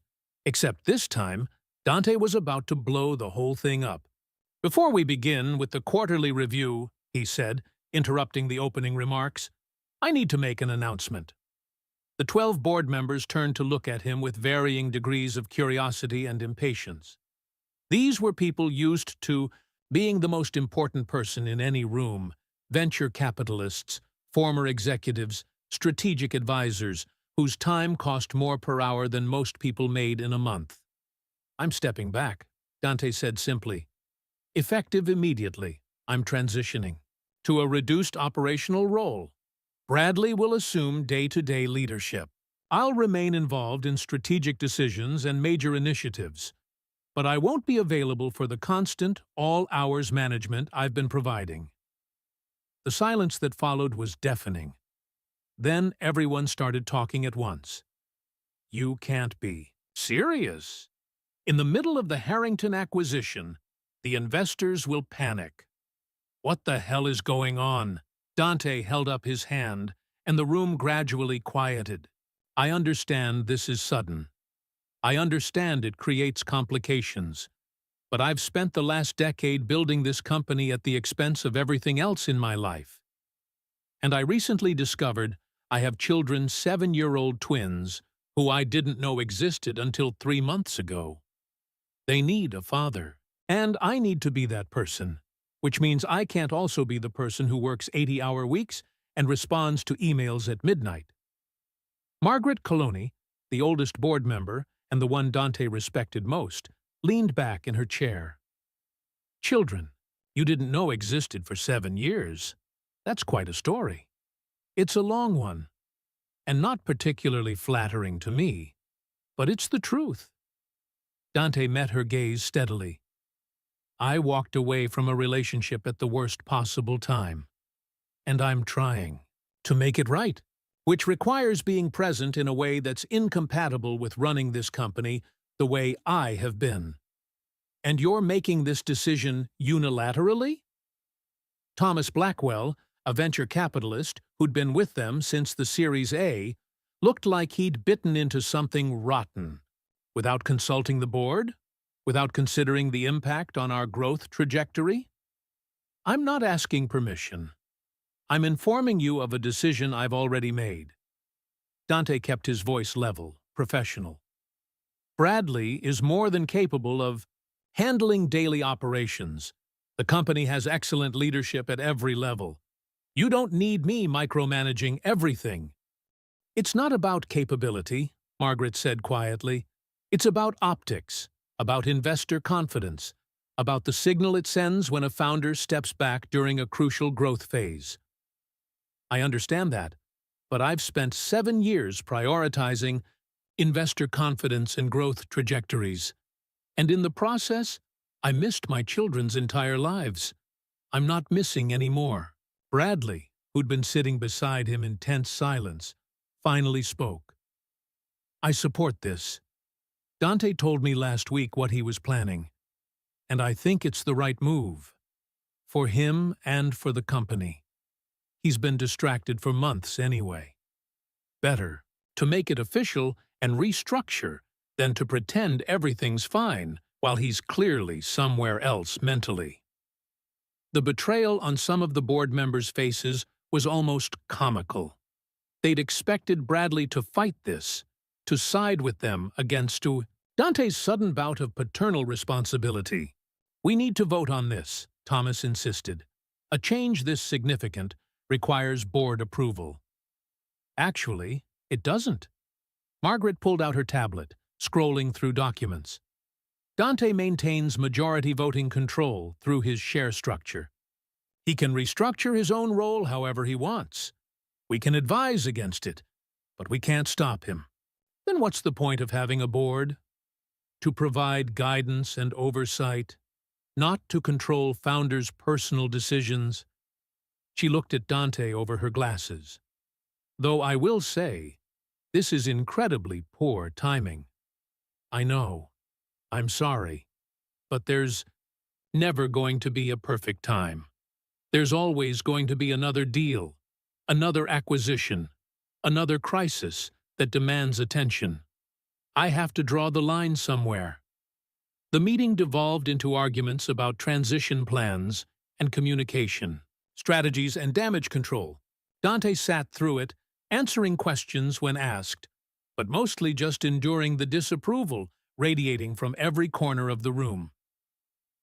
2 hours later, when it finally ended, he felt simultaneously lighter and more terrified than he'd ever been. He'd just voluntarily given up control of the thing he'd spent a decade building. For children he'd known for 3 months.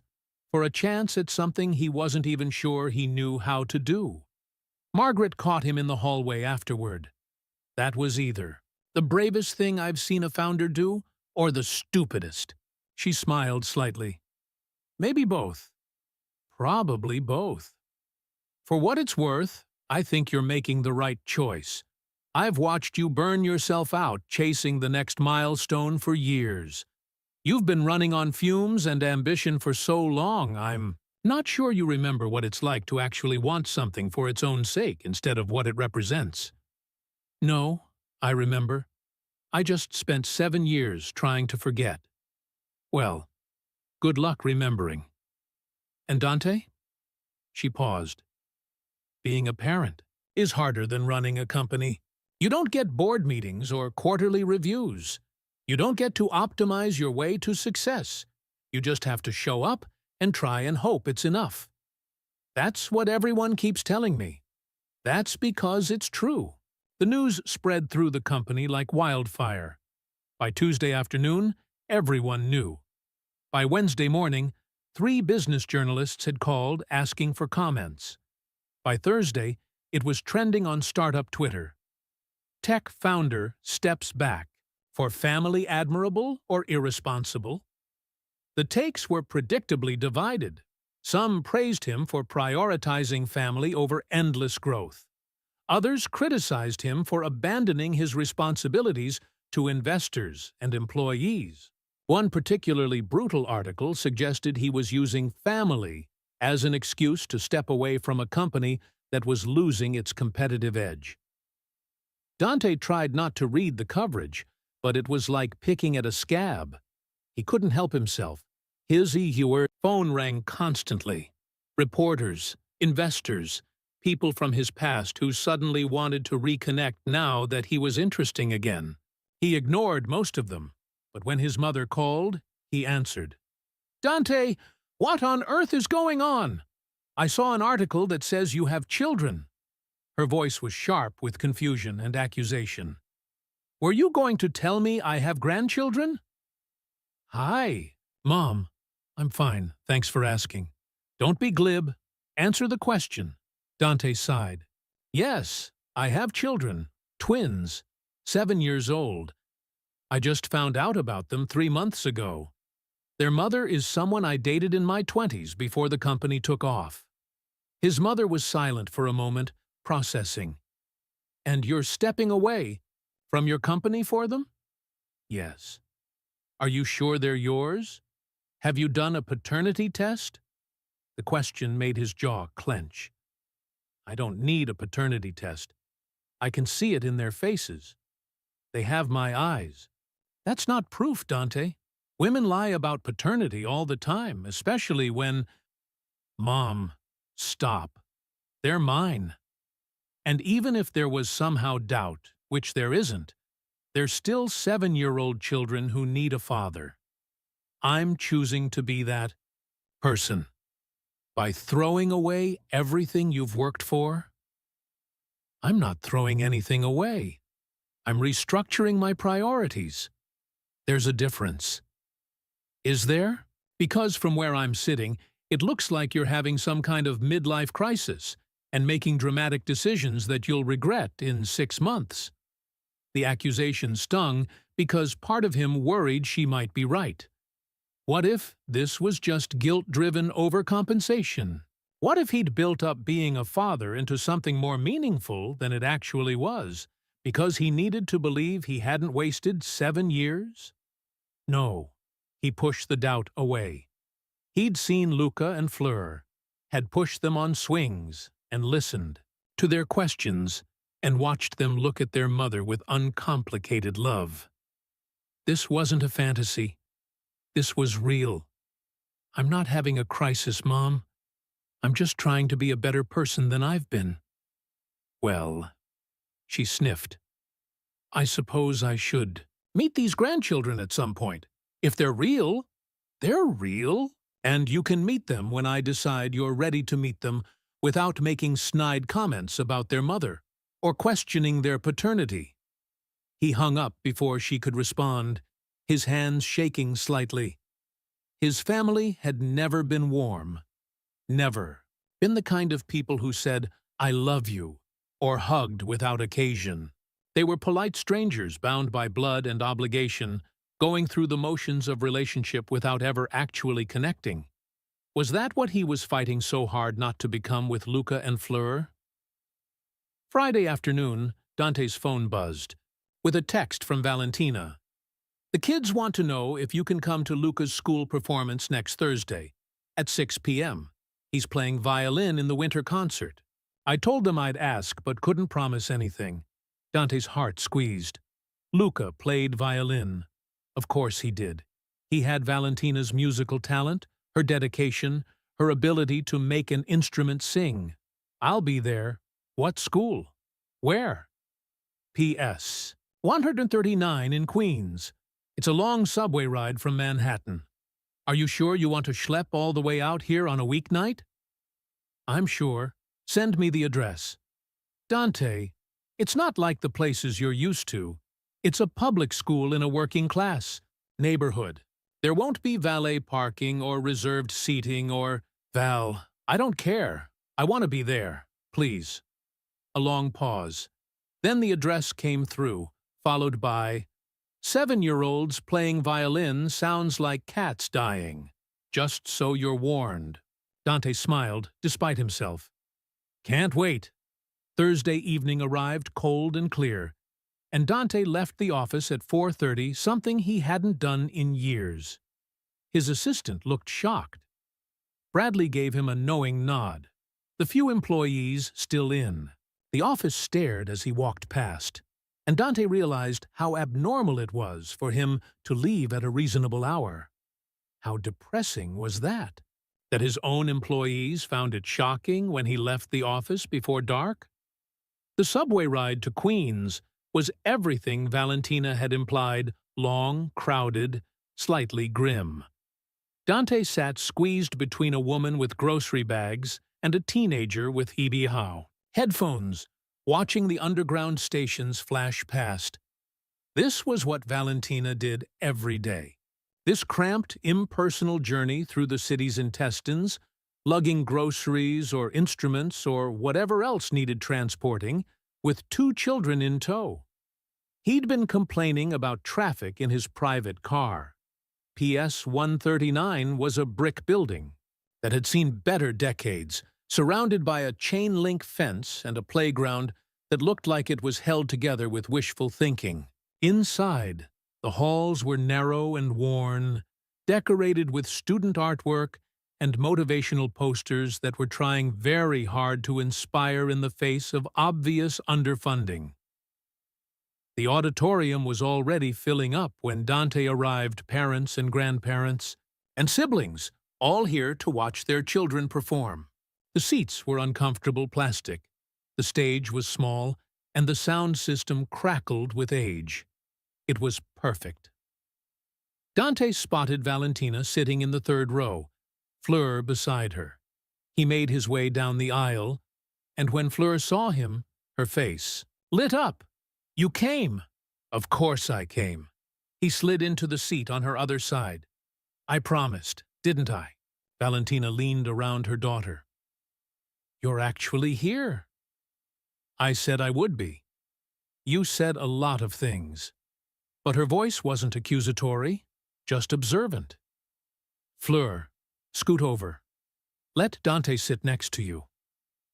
They rearranged themselves, and Dante found himself sandwiched between Fleur and a man who appeared to be someone's grandfather. The little girl immediately grabbed his hand. "Luca's been practicing so much. He's really nervous. He kept saying he was going to mess up. But Mama told him everyone messes up, and that's okay. Your Mama's right. She usually is. Even when we don't want her to be." The lights dimmed, and the concert began. It was exactly as Valentina had warned, a cacophony of earnest, but not quite there, musicality. 37-year-olds playing violin together created a sound that was more enthusiasm than accuracy. But watching them, seeing their serious little faces as they concentrated on their bowing and fingering, Dante felt something crack open in his chest. Luca was in the 2nd row, his dark curls falling into his eyes, his posture perfect. He played with the same intensity he brought to everything: focused, deliberate, trying so hard to get it right. And when he looked up mid-song and spotted Dante in the audience, his face broke into a smile so bright it made Dante's eyes sting. The performance lasted 45 minutes, a selection of holiday songs and classical pieces that the children had spent months learning.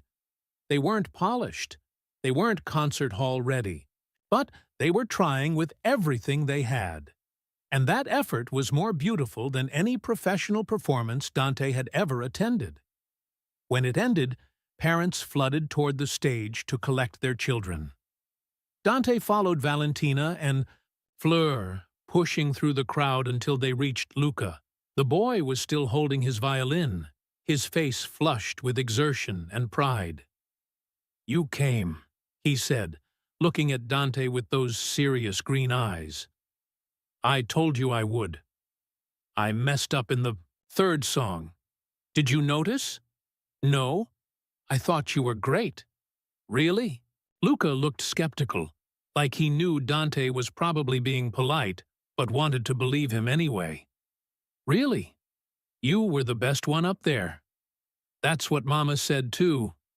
But parents have to say that. I'm not just saying it because I'm your dad. I'm saying it because it's true." The word felt foreign and right in his mouth. "Dad. You're really talented, Luca." The boy's face softened, and for a moment Dante saw past the serious analytical exterior to the kid underneath who just wanted to be seen and praised and told he was doing okay.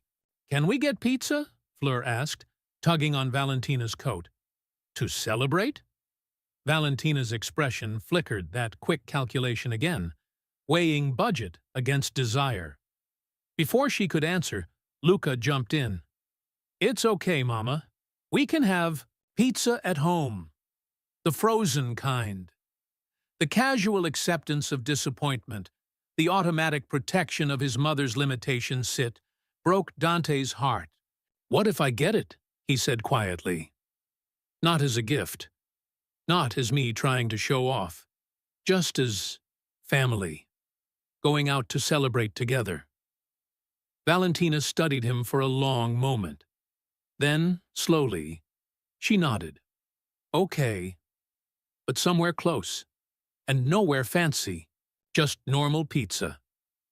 They found a place 3 blocks from the school, a hole in the wall with plastic tablecloths and a neon sign that flickered. The pizza was greasy and perfect, served on paper plates with plastic cups of soda. They squished into a booth meant for 4, shoulders touching, elbows bumping, in each other's space in a way that felt both awkward and exactly right. Luca and Fleur talked over each other, telling Dante about school and their friends and the teacher who gave too much homework and the boy in their class who could burp the alphabet. Valentina mostly listened, interjecting occasionally to correct exaggerations or remind them to chew with their mouths closed, and Dante just sat there, absorbing it all, memorizing the sound of their voices and the way Fleur gesticulated wildly when she got excited, and how Luca's eyes crinkled when he smiled. This was what he'd been missing, not milestone moments or Instagram-worthy experiences, but this, the mundane magic of sharing a meal with people you loved. People you loved. The realization hit him like a wave. He loved them. These children he barely knew. This woman who barely tolerated him, he loved them with an intensity that was terrifying and consuming and completely beyond his control. When the meal ended and they stood to leave, Fleur grabbed Dante's hand automatically, like it was the most natural thing in the world. "Will you walk us to the subway?" He looked at Valentina, asking permission without words. She hesitated, then nodded. "Okay." They walked through Queens in the December cold, past bodegas and laundromats and apartments where people's lives unfolded in lit windows. At the subway entrance, they stopped. "Thank you for coming," Luca said formally, like he'd been practicing the phrase. "Thank you for inviting me. I'm really proud of you. Even though we sounded bad, even though. Actually, especially because. You tried your hardest, and that's what matters." Luca considered this, then nodded gravely, like Dante had passed some kind of test. Valentina pulled the twins toward the stairs. "Say goodbye. It's late." "Bye, Dante," they chorused. "Bye. See you Sunday?" "Sunday," Valentina confirmed. They disappeared, down into the subway, swallowed by the fluorescent-lit tunnels, and Dante stood there in the cold, watching the space where they'd been. His phone buzzed almost immediately. Valentina. That meant a lot to him, to both of them. "Thank you for showing up." Dante. "Thank you for letting me." Valentina. "Don't make me regret it." Dante. "I won't." As he made his way back to Manhattan, Dante realized that for the first time in years, he'd gone an entire evening without checking his work email. Hadn't thought about the company once. Hadn't felt that constant pull toward productivity and optimization and making every moment count toward some greater achievement. He'd just been present. And it had been the best evening he could remember. The week leading up to the twins' birthday passed in a blur of preparation and anxiety. Dante wanted to respect Valentina's rule about no gifts, but surely something small would be okay. He spent hours in stores, picking up items and putting them back, trying to find the line between thoughtful and excessive. Finally, he settled on two things: a book for each of them. Not expensive collector's editions, just paperbacks from a used bookstore. For Luca, a science book about space that seemed age-appropriate. For Fleur, a collection of fairy tales with beautiful illustrations. Books weren't gifts, really. They were educational. Valentina couldn't object to education. Saturday morning, his phone buzzed.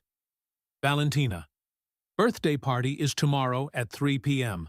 I'm sending you our address. Don't show up early. Don't bring anything except yourself. And Dante? Dante. Yeah? Valentina. This is me letting you in. Really in. Our home, our lives, our reality. Don't make me regret it. Dante. I won't. I promise. Valentina. Stop promising and just do. The address came through, and Dante stared at it, his heart hammering. Tomorrow, he'd see where they lived, would step into their actual lives instead of the carefully curated public interactions they'd been having. Tomorrow, everything would change. He just hoped he was ready. The address led to a walk-up in Astoria, Queens, a neighborhood that had been working class for generations and was now caught in that awkward transition between affordable and gentrified. The building was red brick, 4 stories tall, with a fire escape zigzagging down the front like a scar. The front door had a broken intercom system, buttons labeled with faded handwritten names on masking tape. Dante stood on the sidewalk at 2:58 p.m., clutching the 2 books he'd wrapped in newspaper, the only wrapping paper he could find that didn't feel excessive, and tried to steady his breathing. This was it. The moment of truth. The line between being a visitor in their lives and becoming part of their actual reality. He pressed the button labeled Moretti 4B and waited. The intercom crackled. Hello? Val, it's me. Dante. A pause that felt like an eternity. Then the buzzer sounded, and he pulled open the door. The stairwell smelled like cooking garlic and onions, and something baking. The walls were painted a depressing shade of beige, scuffed and marked by years of furniture being hauled up and down. The stairs creaked under his weight, and by the 3rd floor, Dante was breathing hard. He'd forgotten what it was like to live in a building without an elevator. Had forgotten that most people climbed stairs every single day, carrying groceries and laundry and children and the accumulated weight of their lives. At the 4th floor, a door stood open, 4B. Dante could hear music inside, something upbeat and childish, probably from a movie. He knocked anyway, not wanting to just walk in. Valentina appeared, and Dante's breath caught. She wasn't wearing her usual worn coat and practical clothes. She'd dressed up just slightly, just enough to be noticeable. A deep green sweater that brought out her eyes, jeans that actually fit, her hair down and loose instead of pulled back. She looked younger, softer, like the woman he'd known 7 years ago before life had taught her to armor herself against disappointment. "Hi," she said. "Hi." He held up the wrapped packages awkwardly. "I know you said no gifts, but these are books, educational. I thought, it's fine. Come in." She stepped back, and Dante walked into their home. The apartment was small, impossibly small from his perspective, a single space that served as living room, dining room, and kitchen all at once. A worn couch sat against one wall, covered with a blanket that hid its worst damage. A table with 4 mismatched chairs occupied the corner. The kitchen was barely more than a hot plate, a mini fridge, and a sink. Everything was clean but old, held together by care and necessity. But what struck Dante wasn't the size or the age. It was how alive the space felt. The walls were covered with the twins' artwork paintings and drawings taped up everywhere, a riot of color and imagination. A bookshelf made from cinder blocks and planks held more books than seemed physically possible, organized by some system only Valentina understood. In the corner, two violin cases stood side by side, one adult-sized, one child-sized. There were photographs everywhere. Not the professional kind that Dante had avoided putting in his penthouse, but real snapshots of real life. Valentina and the twins at the park, the three of them making silly faces. Birthday candles and first. Days of school and random Tuesday afternoons that someone had decided were worth remembering.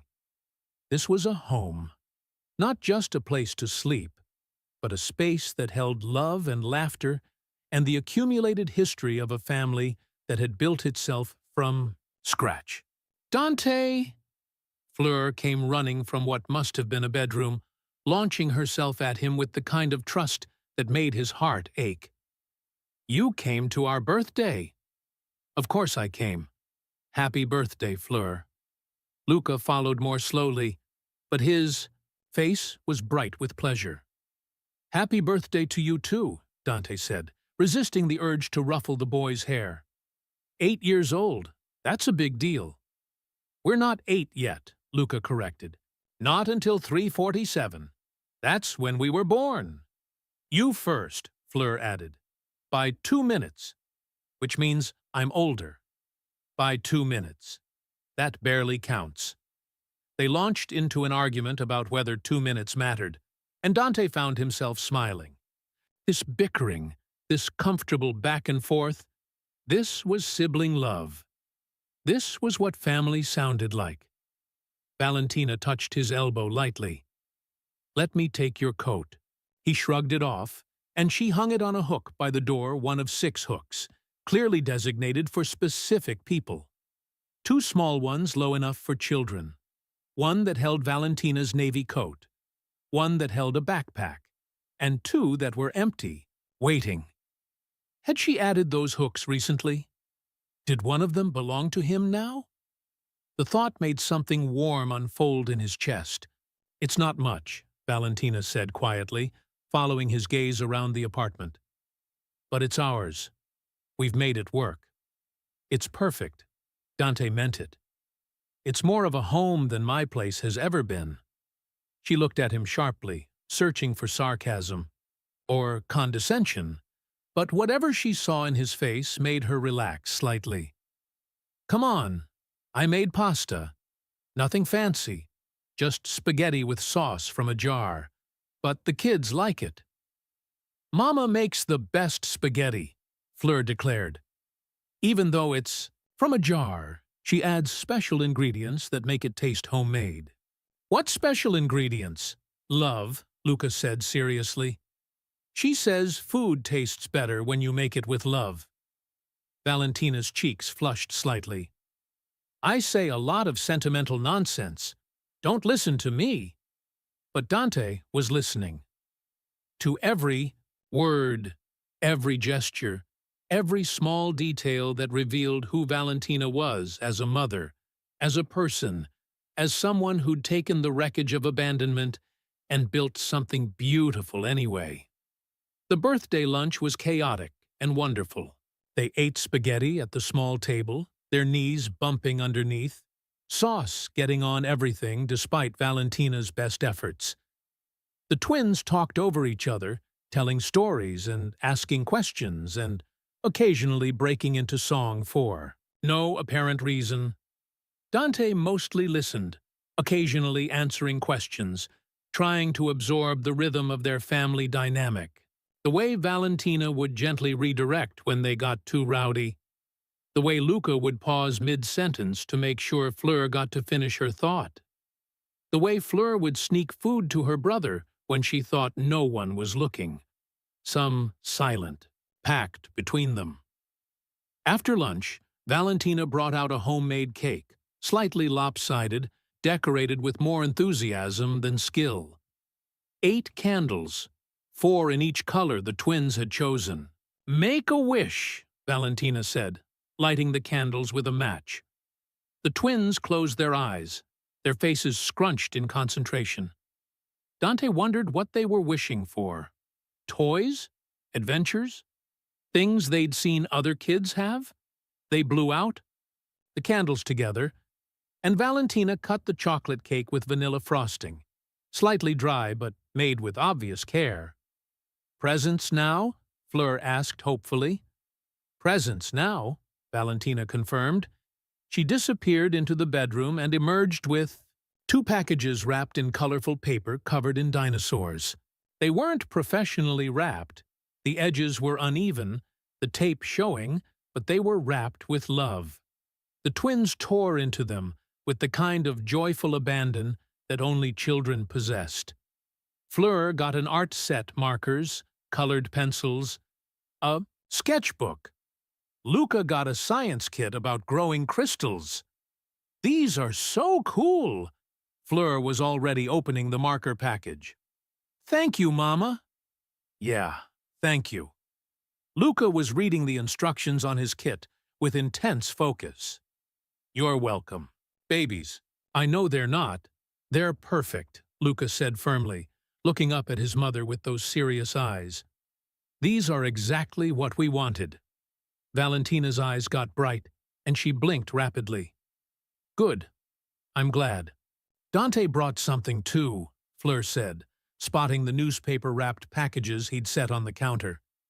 "They're just small," Dante said quickly, passing them over. "Your mom said no big gifts, so these are just little things." More tearing. Of paper, more gasps of delight. "A space book!" Luca's face lit up. "Look, it has pictures of all the planets and information about black holes. Fairy tales!" Fleur clutched hers to her chest. "The real versions, Mama, not the Disney ones." "Those sound perfect," Valentina said, and when she looked at Dante, there was something soft in her expression. Grateful, maybe, or just surprised that he'd actually listened, that he'd kept it simple. The afternoon dissolved into playing and reading, and the twins showing Dante every corner of their small world. The bedroom they shared, barely big enough for 2 twin beds and a dresser, but decorated with the same riot of artwork as the living room, the closet where they kept their treasure box, a shoebox filled with rocks and bottle caps and other items that were priceless to them but worthless to anyone else. Fleur showed him her drawings, page after page, of families and animals and imaginary worlds. Luca showed him his rock collection, explaining the difference between igneous and sedimentary with the seriousness of a professor. And Dante sat on the floor of their tiny bedroom, listening and looking and trying to memorize every detail, and thought, "This is what I was missing. This is what actually matters." Around 5 o'clock, the twins started to get tired, that post-party exhaustion that came from too much excitement and sugar. They curled up on the couch with Valentina between them, and Dante sat in the single armchair, across from them, watching. "Will you play something, Mama?" Luca asked, his eyes already drooping. "Not right now, baby. We have a guest."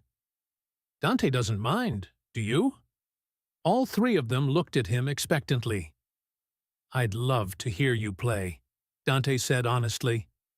Valentina hesitated, then carefully extracted herself from between the twins and retrieved her violin. She tuned it quickly, efficiently, then positioned it under her chin with the kind of natural grace that came from decades of practice. "What do you want to hear?" "The one from when we first met Dante," Luca said. "Winter?" Valentina smiled. "You guys love that one." "It sounds like the world ending and being reborn," Fleur murmured, her eyes closed. Valentina's smile widened. "That's exactly what it sounds like." She began to play, and Dante was transported back 9 years to a cramped concert hall in Brooklyn, where he'd first seen her. The music was the same, technically flawless, emotionally devastating, but now it was layered with everything that had happened since. All the pain and struggle and determination and love that had filled the years between then and now. She played with her eyes closed, lost in the music, and Dante watched her and understood something fundamental. Valentina was more than the sum of her struggles, more than a single mother barely surviving. She was an artist who'd sacrificed everything for her children and somehow, impossibly, hadn't let it break her. The twins fell asleep mid-song, their small bodies relaxed against each other, peaceful and safe. When the piece ended, the silence felt sacred. "They're out," Valentina whispered, looking down at her children with an expression of such tender love that Dante felt like an intruder witnessing it. "Do you want me to help you get them to bed?" She looked surprised by the offer, then nodded. "Yeah, thanks." Together, they carried the twins to their bedroom, Dante taking Luca, Valentina taking Fleur.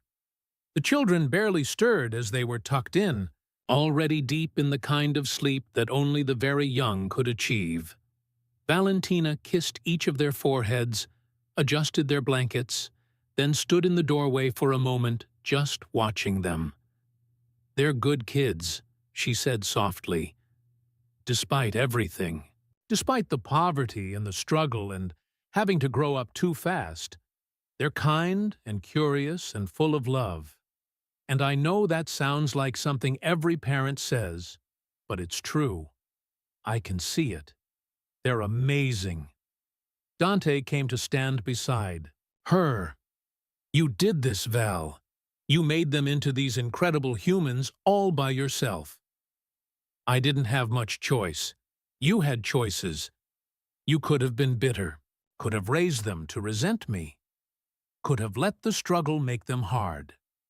But you didn't. You somehow managed to give them everything that matters despite not being able to give them everything they need." Valentina was quiet for a long moment. Then, "Want some coffee?" "Real coffee, not the instant stuff." "Yeah, that sounds good." They went back to the living room, and Valentina busied herself with an old French press, spooning grounds and pouring hot water with practiced efficiency. The apartment was quiet except for the distant sounds of the city sirens, voices, the rumble of traffic that never quite stopped.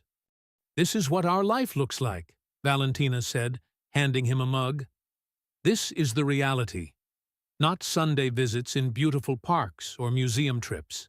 This." She gestured around the small apartment. "Struggling to pay rent, eating pasta 5 nights a week because it's cheap, wearing the same clothes over and over because there's no money for new ones. Do you understand what you're signing up for?" "I think so." "No, you don't." She sat down on the couch, curling her legs under her. "You can't. You live in a world where money fixes problems, where inconvenience is the worst thing you experience. You don't know what it's like to choose between electricity and food, to lie awake at night doing math in your head, trying to figure out how to stretch $20 for a week, to watch your children want things and have to say no over and over until they stop asking." Dante sat down in the armchair, cradling his coffee. "You're right. I don't know what that's like. But I'm trying to understand, and I want to help. I know you do. But help isn't just money, Dante. It's time. It's presence. It's being here when things are boring or hard, or when I'm at the end of my rope and the kids are fighting and the electricity is out and everything feels impossible." She looked at him over the rim of her mug. "Can you do that? Can you be here for the unglamorous parts?" "Yes." "You keep saying yes, but you have a company to run. a life in Manhattan, friends and responsibilities, and a whole existence that doesn't include us. Then I'll change my existence. I already have. I stepped back from the company. Bradley's running day-to-day operations now. I'm only involved in major strategic decisions. Valentina's eyes widened. You actually did it? You stepped back? I told you I would. You said a lot of things 7 years ago, too. The words hung in the air between them, sharp and true. I know. And I know that history means you have every reason not to believe me. Dante leaned forward, setting his coffee on the scarred table between them. But I'm not that person anymore, Val. I've spent 3 months realizing that everything I thought mattered doesn't. That success and wealth and achievement are hollow when you have no one to share them with. That I'd trade every dollar I've made to go back 7 years and make a different choice. You can't go back. No, but I can go forward. Differently. Better. He met her eyes. I love them. I know I barely know them. I know I haven't earned the right to feel this way, but I love them. And he stopped, the words catching in his throat. And what? And I never stopped loving you. The confession fell between them like a bomb. Valentina stared at him, her expression unreadable. Don't. Don't what? Don't make this about us, about what we had. That's dead, Dante. It died 7 years ago when you walked away. Did it? Because I've been watching you for 3 months, and the way you look at me sometimes is what? Longing? Hope? She laughed bitterly. You're seeing what you want to see. What I feel when I look at you is anger and hurt and the constant fear that you're going to break my children's hearts the way you broke mine. I won't. You don't know that. Her voice rose slightly, then she checked it, glancing toward the bedroom where the twins slept. You don't know that, she repeated more quietly. You're feeling guilty and nostalgic, and you've built this fantasy in your head where you get to be the hero who saves us. But real life isn't a fantasy. It's day after day of showing up when it's hard, when it's boring, when there's no one watching or praising you for being a good person. I understand that. Do you? Because from where I'm sitting, you've had 3 months of fun Sunday visits. You've gotten the highlight reel. But you haven't been here at 3 a.m. when Fleur has nightmares. You haven't held Luca while he cried because kids at school made fun of his worn-out shoes. You haven't watched me skip meals so they can have seconds. You haven't lived this life, Dante. You've just visited it. Every word was a knife, precisely aimed at his worst fears. Then let me live it. Let me be here for more than Sundays. Let me help with homework and bedtime and all the boring, everyday parts you keep telling me I can't handle. He stood up, suddenly unable to sit still. I know I haven't earned the right to be part of this family. I know I have to prove myself. But how can I prove myself if you won't let me try? Because I'm terrified. The words burst out of her, raw and honest.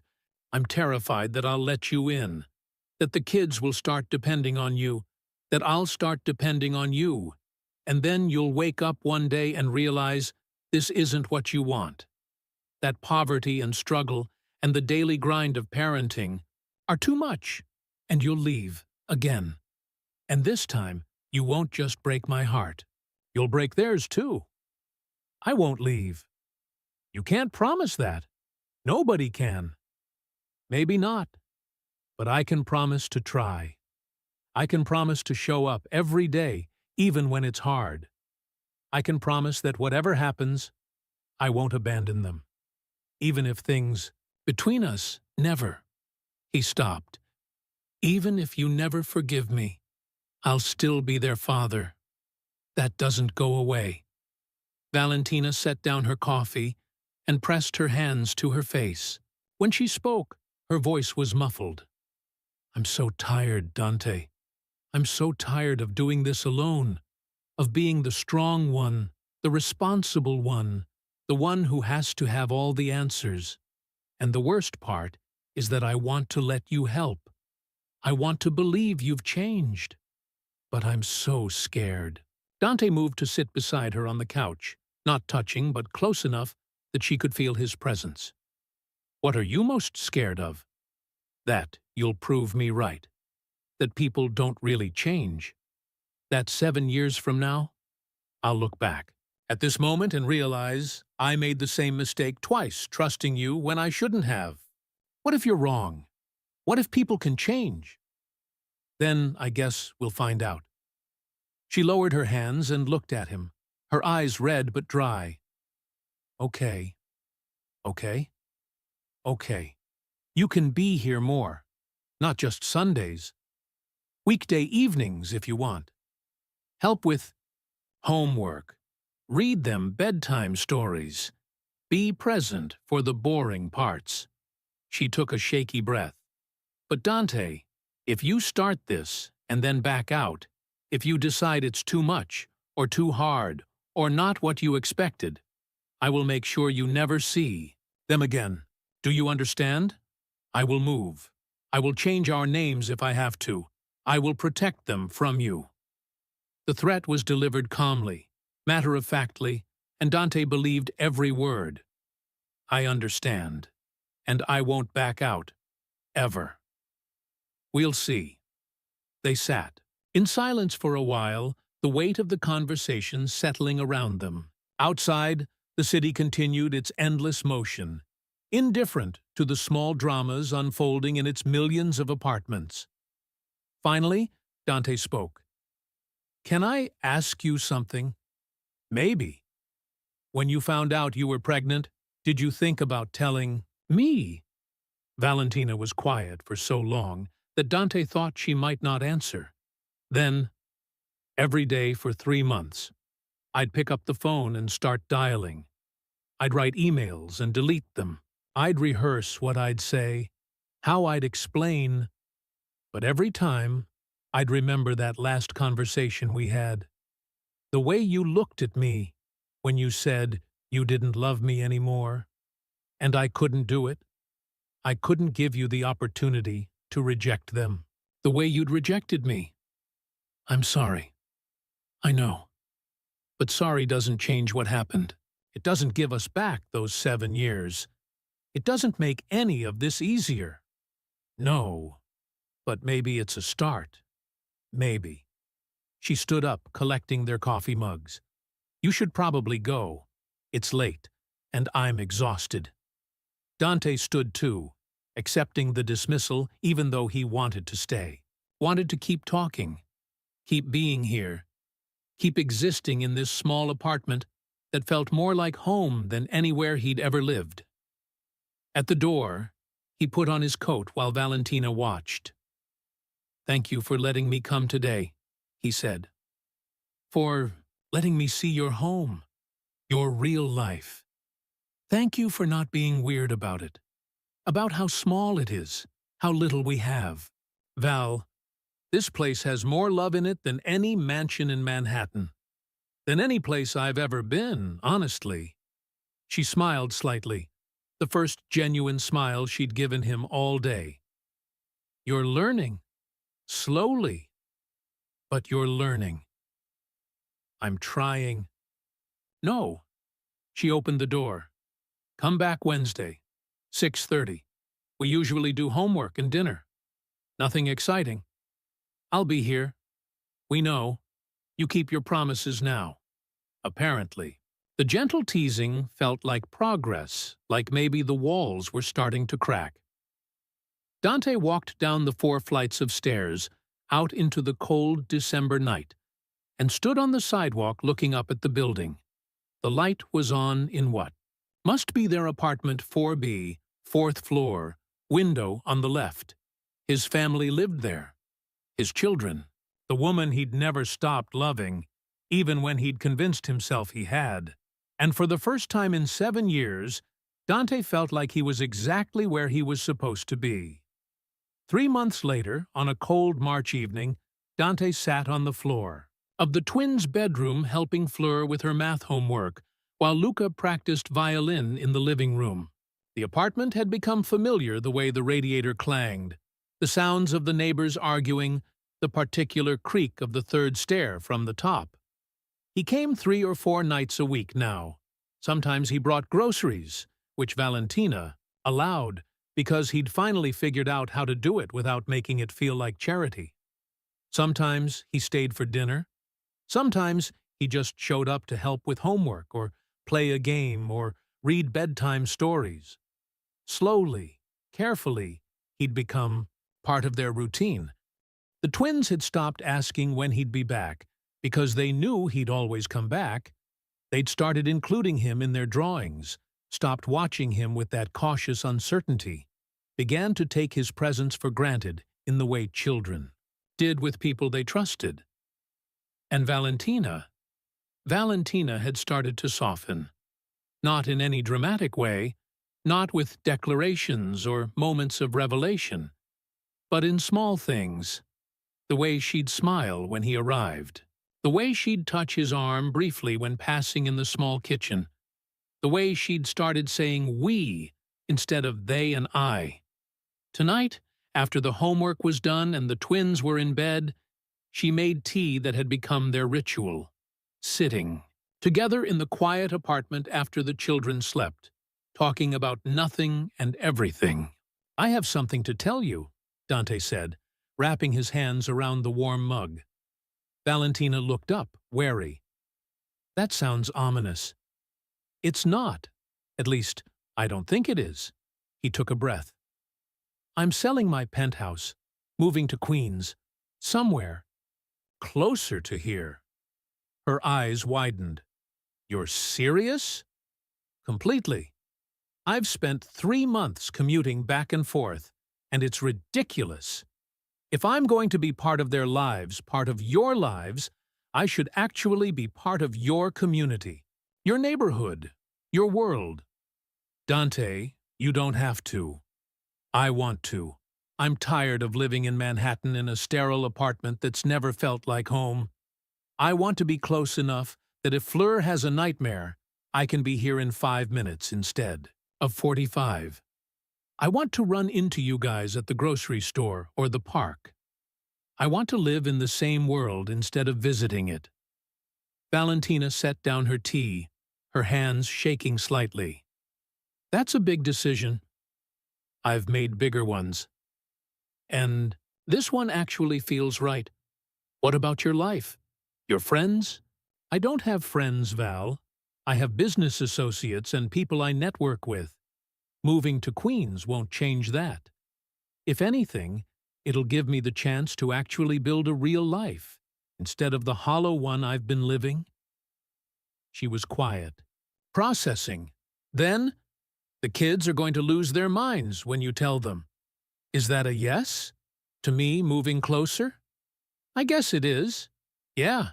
She looked at him, and her eyes were bright. "Yeah, Dante, move closer. Be part of this. Fully. Not just visiting anymore."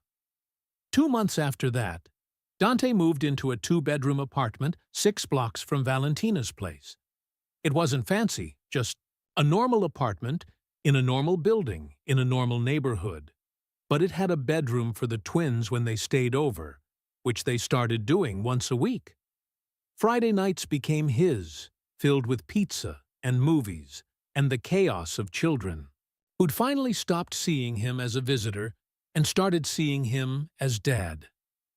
And one evening in late summer, after a day at the beach where they'd built sand castles and collected shells and gotten sunburned despite Valentina's best efforts, after they'd put the exhausted twins to bed and were sitting on Dante's small balcony watching the sun set over Queens, Valentina reached over and took his hand. "I forgive you," she said quietly. Dante's breath caught. "What?" "I forgive you. For leaving. For all of it. You've proven yourself, Dante. Over and over, you've shown up. You've been consistent. You've loved them without condition. You've become the father they needed. She looked at him, and her eyes were clear.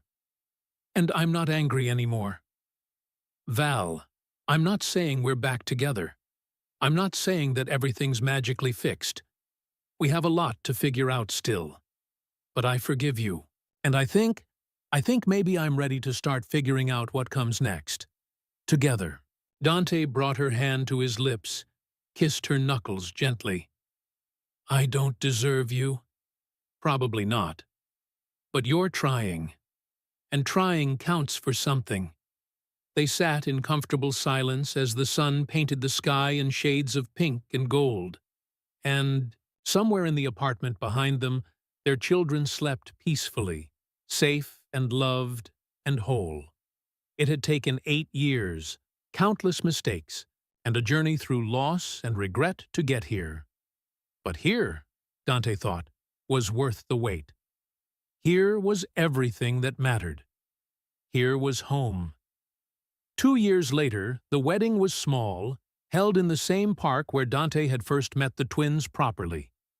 Central Park, near the Alice in Wonderland statue, just close friends and family. Luca and Fleur stood up with them, Luca in a suit he'd picked out himself. Fleur in a dress she'd insisted be purple, because that was the color of magic. When the officiant asked if anyone objected, Fleur stage-whispered, "If anyone objects, I'll fight them," which made everyone laugh and made Valentina cry happy tears. Dante kissed his bride under a canopy of trees, surrounded by people who mattered, and thought, This is what success actually looks like. Not buildings or bank accounts or articles in business journals, but this: love, family, home, everything that actually mattered. Everything he'd almost lost forever. Later, at the small reception in a restaurant they'd rented out, nothing fancy, just good food and better company, Luca approached him with characteristic seriousness. "Can I call you Dad now, instead of Dante?" The question made Dante's throat tight. "You can call me Dad. I'd like that very much." "Good." Because it was getting confusing, referring to you by your first name when you're clearly our dad.